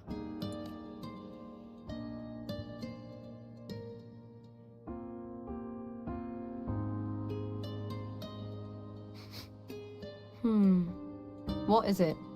You're radiating worry. If it's about tomorrow's final, maybe you should relax a bit. Lupa, can you tell me more about Mia? Sure, but why the sudden interest? I'm just curious. I overheard some people talking about her earlier. Well, contender Mia. I first heard about her from Domina Julia. Julia didn't like her. Probably because they once competed in the same Aegon. Mia disappeared after claiming the title. An ignorant fool! That's how Julia described her. Back then, I'd just been purchased by the Silvers, and I got curious about the story. Turns out, Mia spent almost all her time out of the arena training. Beyond the barest of needs, she devoted herself to honing her craft. That kind of dedication wasn't well regarded in Septimont back then. Rumor has it she got caught in dirty match fixing. Everyone has their breaking point. If she ran because of it, I don't blame her. About you, are you not tired? Well, maybe I just handle these things better. Or maybe I just don't care about people's expectations. I'm not above the commercial events. It's how I made a name for myself, built my worth. As long as I'm in the arena, I'm happy. Applause comes and goes, but the things that matter, facilities, resources, opportunities, They don't come cheap. Septimont has its shadows, but some things still have to get done. True. I don't mind being used as long as whoever I work with knows where the line is. I know it's easy to turn a blind eye to the dirty games, but that's just handing Septimont over to the vultures. The Silvers played dirty in the arena I hold dear. They trampled over a line that should never be crossed.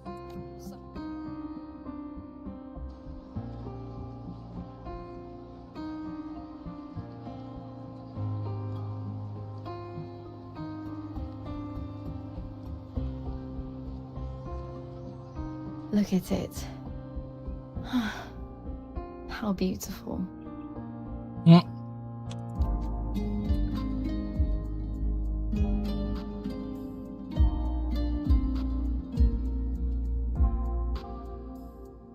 To the great city of Septimont.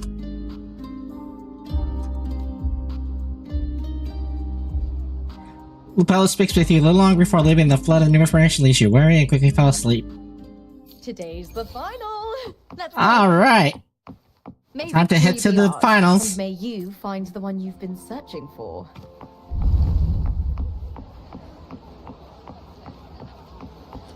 All right, let's do it.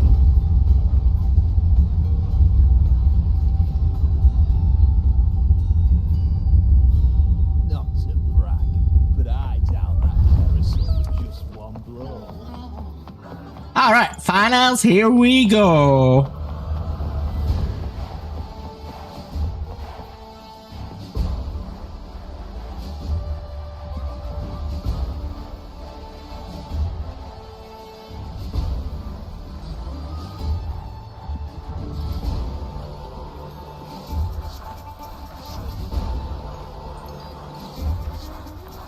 Warrior, look over there. That's Arsinosa.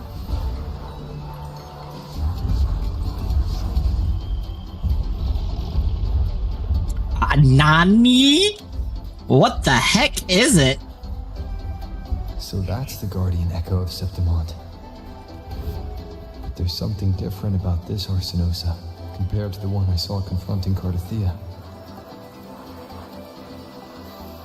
Oh, hold on. I forgot to tell you something yesterday about Mia. Decades ago, during the Great Aegon, Mia disappeared on her way to receive the award. But before that, she did claim the title of the Bloody Aegon and even received Arsinosa's blessing. The Bloody Aegon? The current 2-on-2 matchup was only introduced thanks to Augusta and her predecessor. Before that, the matches were far more brutal. Gladiators were thrown into a chaotic free-for-all. To hype up the event, the organizers would unleash hordes of tacit discords into the arena. The last...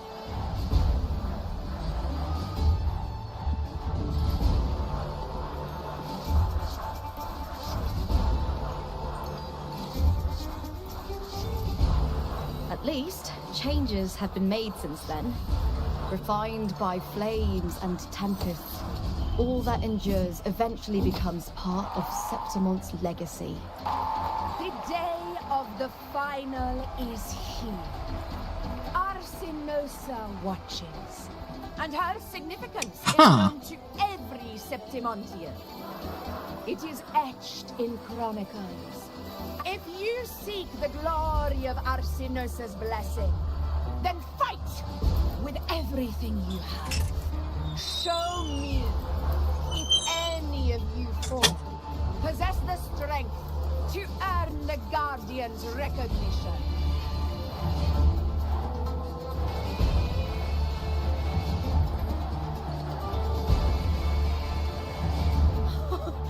Listen, my fellow warrior. Those cheers are for us. All right. For us to give them a fight to remember. Are you ready to win this with me? Absolutely. Wonderful. Now, it's hunting time, my fellow warrior. All right, let's do it.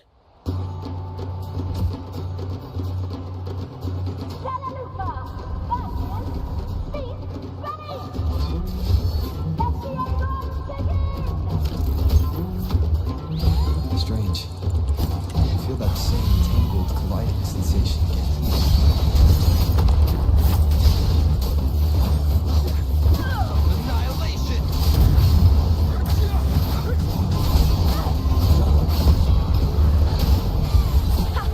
Perfect teamwork. You make quite the hunting party.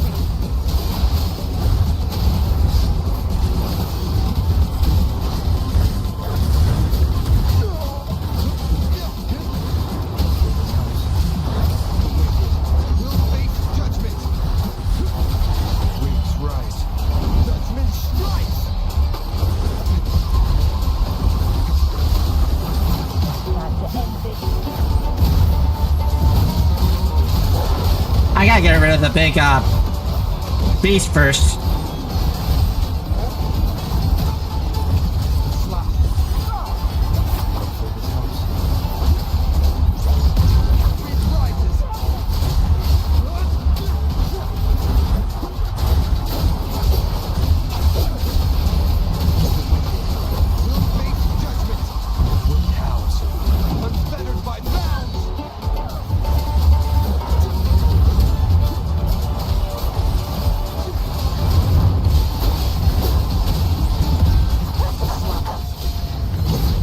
See?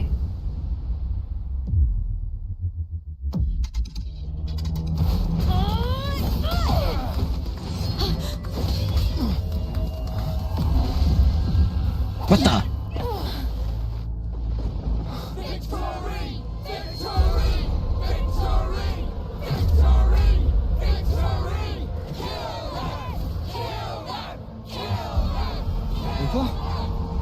What the heck? Cardithia's frequency is getting stronger.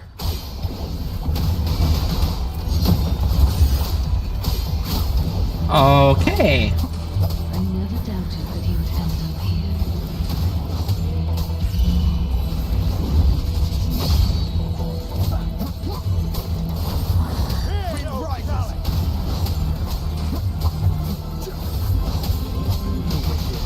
We'll face judgment.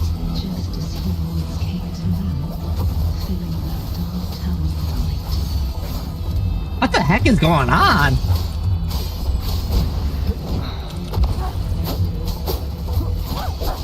Wind howls. Unfettered by bounds.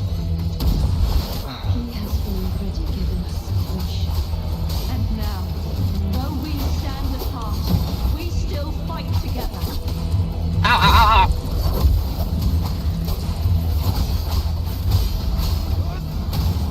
Wind rises. The wicked will face judgment.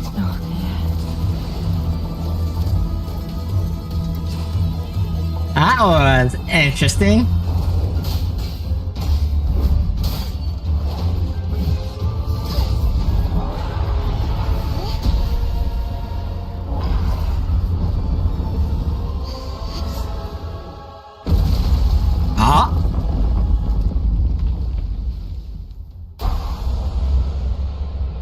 Oh.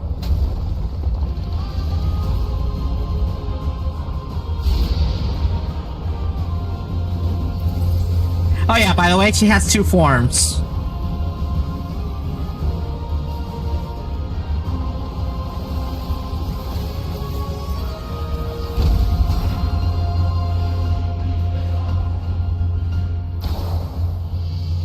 Yeah. Shadows must be purged. The Guardian that one. When cast Renowned skills, heavy attack, or final stage of basic attack, she'll summon Swords of Virtue, Swords of Discord Shadows, Sword of Divinity Shadow. Recall the 3 Sword Shadows when performing a plunging attack to increase damage dealt by this attack. Recalling also grants corresponding Heart of Virtue, Power of Discord, and Meditative Divinity. Upon casting Resonance Liberation, Cardithia turns into Fell Rays. Unlocks new moves. Attacks restore Conviction. When Conviction is full, press again to cast Battle of Howling Squall to do massive damage.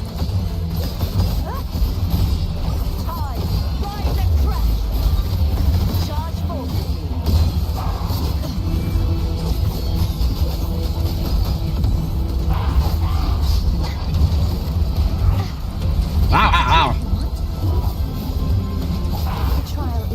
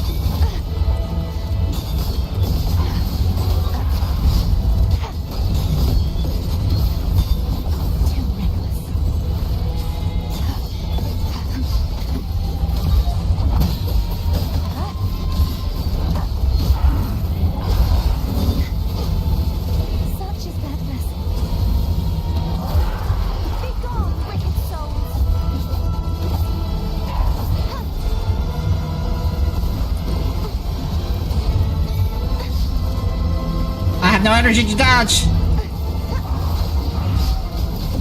True form revealed at last.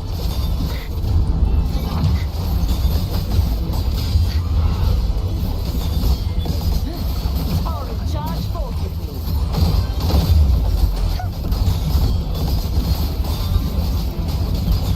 Furious tides split the heavens.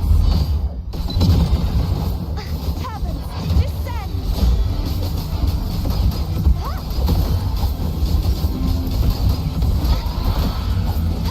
Repent, for silence beckons.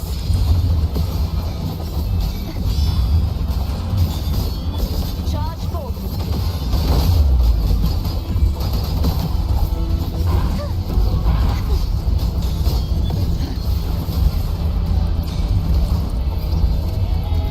My blade, purge all evil.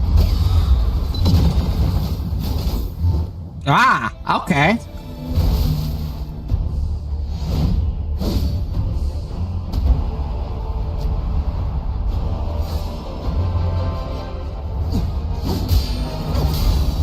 Oh, that was cool.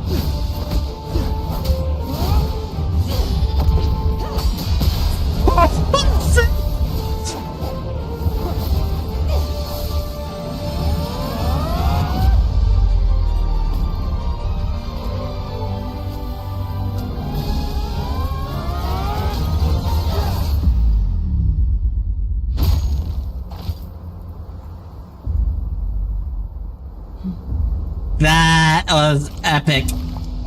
Ayo? What's going on?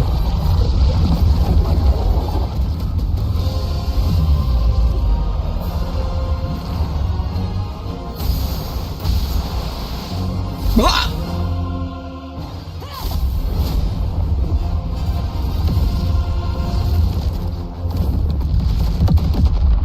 Holy. Righteous one, I'll be waiting for you at the end of the story.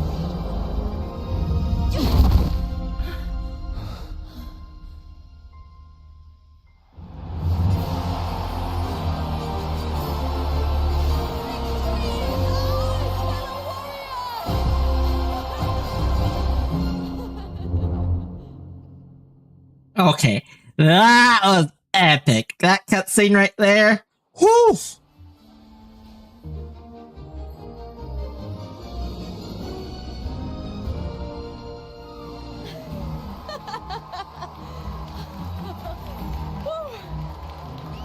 What's wrong?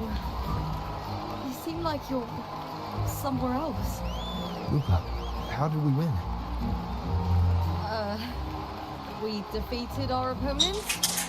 Yeah, that was weird. I see. The bloody Aegon I experienced definitely wasn't a dream. It was like the real world overlapped with the anomalous one. I kept seeing Lupa and Mia overlap with each other as well.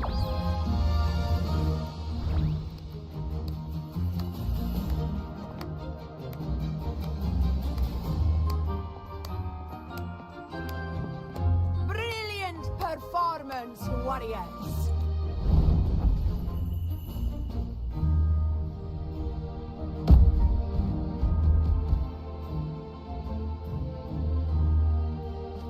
Remember, this is more than just a title. It is a testament to your own strength and wisdom in overcoming your opponents. You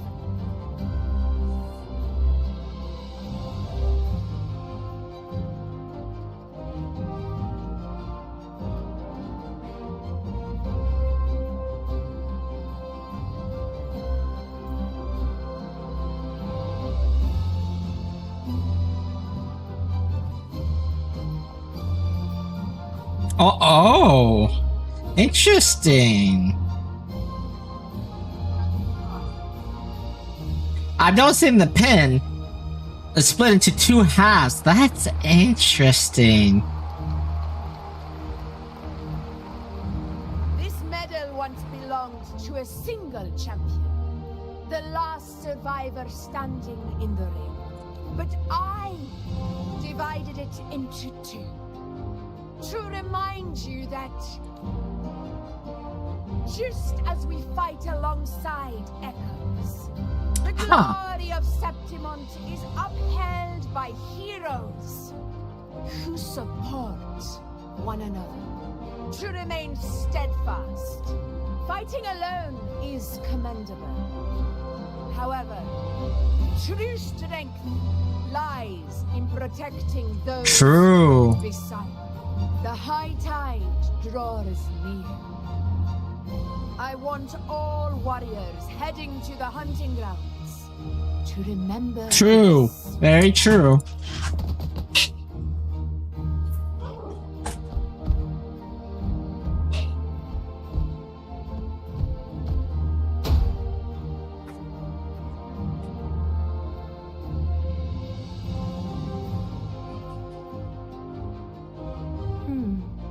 That's interesting. Augusta, look. Another two have earned Arsenos's blessing. You've done incredibly well.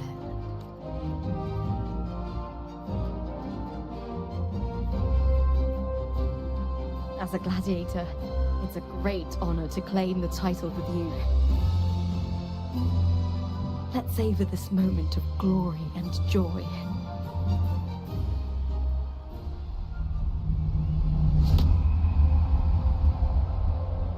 What?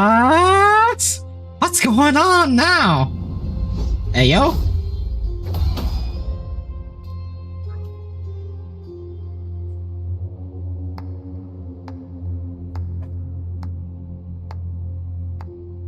Huh? Who is he? You plotted this tragedy. No, madam, I wouldn't take all the credit. The architects of this tragedy were the Septimontians themselves. A collective murder so intricately woven, with blood on every hand. Who's left to point a finger? Nani But desu ka? I must admit, I'm astonished you would endure all this for strangers and lands you've never set foot on. I don't need any grand reason to slay a villain like you. The Threnodian once sought to pull the entire Renacita into the Dark Tide, and so will you. Madam, surely you know you alone cannot undo my story. Oh, he's the guy that what's her face mentioned.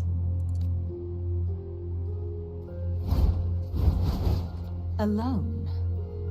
He will come here and find a way to finish this. And I will make your so-called perfect play spiral out of control. Silent, hollow words. The dark tide engulfing the city of glory. All shall be swept away by the winds at the story's end.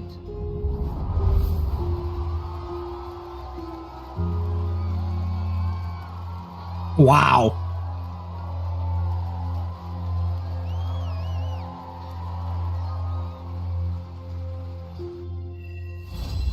That's it? We're gonna leave it on a massive cliffhanger like that? God dang it. Wow. That was, something at the end there. I gotta wait for the next update now. Dang, Flabbit. I hate when games do this. Oh, really? What you think of it, Dan?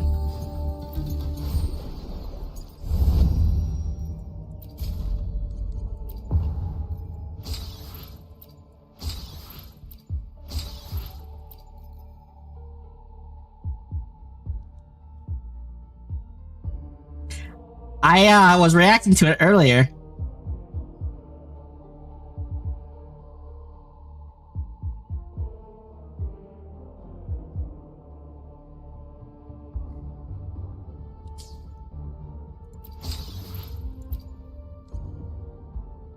Pillars of Fire. So that unlocks in 1 day. Okay.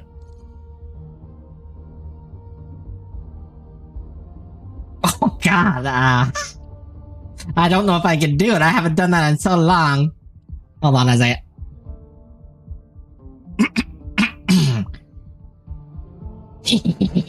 Nugget 8, please, with these nuggets. I don't know if that was good or bad.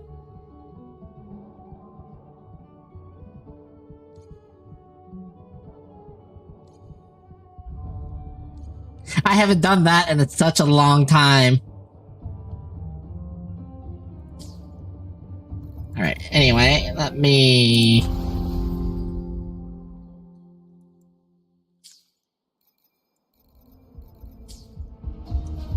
go ahead and claim all my stuff.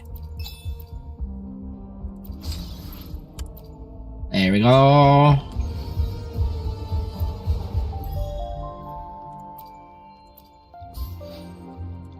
Two-pack on is nice. Alright, so let me see.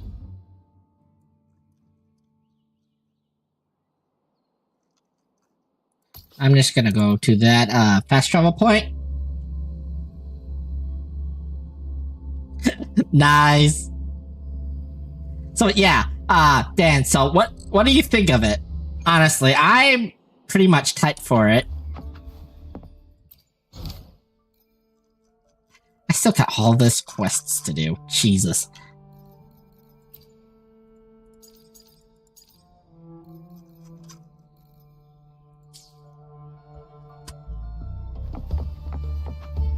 But yeah, that was it for the version 2.4 Withering Wave story.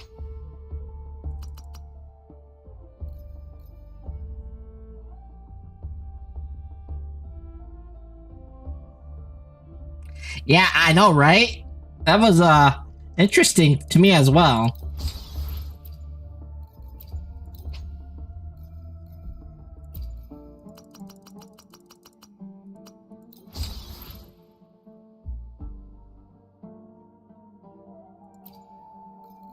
Yep.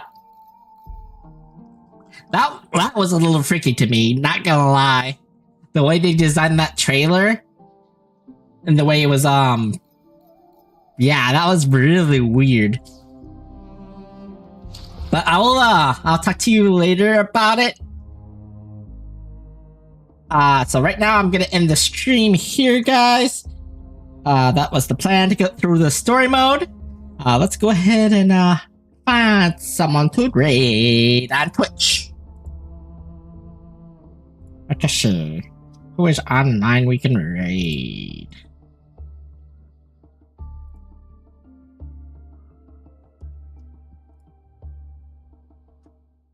Let me refresh my Twitch page here because it doesn't like to refresh. Why am I getting echoes? Stop. That was dumb. Anyway, let's go find someone to raid. Who is online we could raid?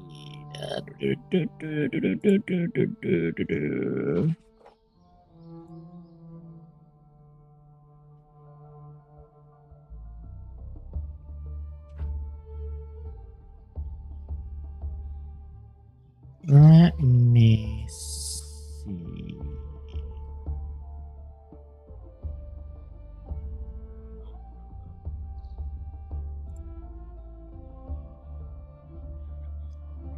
Yeah, I hear that then. Let me go ahead and do the raid message before I forget. By the way, these emotes are now free for you guys, so you're able to copy them now.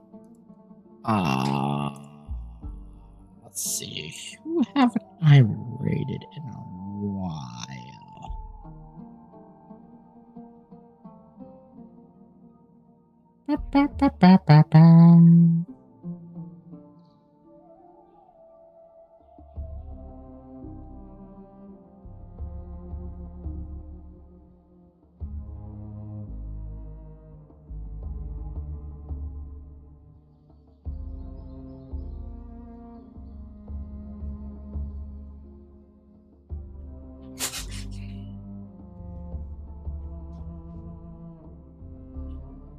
I am not seeing anybody on my list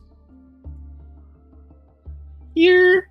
Let's see. Let me go find someone new to drop you guys off with.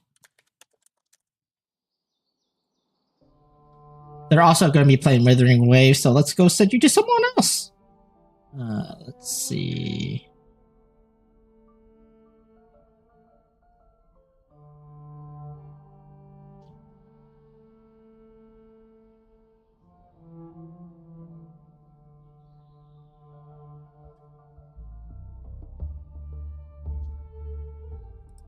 Okay, let's go ahead and raid this person here.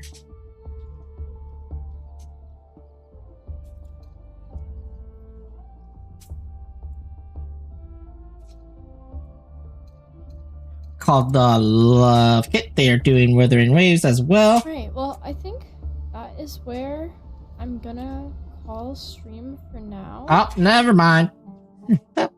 They're ending. Dang nabbit. My brain hurts. Just don't use E while I'm in the air. A flame is his ultimate. Still want it to be good for 8. Hold on, 1 second. Because I don't want her to be like angry and like this is my territory and there's a new cat here because she like is territorial over all rooms, so there's not really a room we could be like, okay, we can put the cat in this room until they're ready to meet.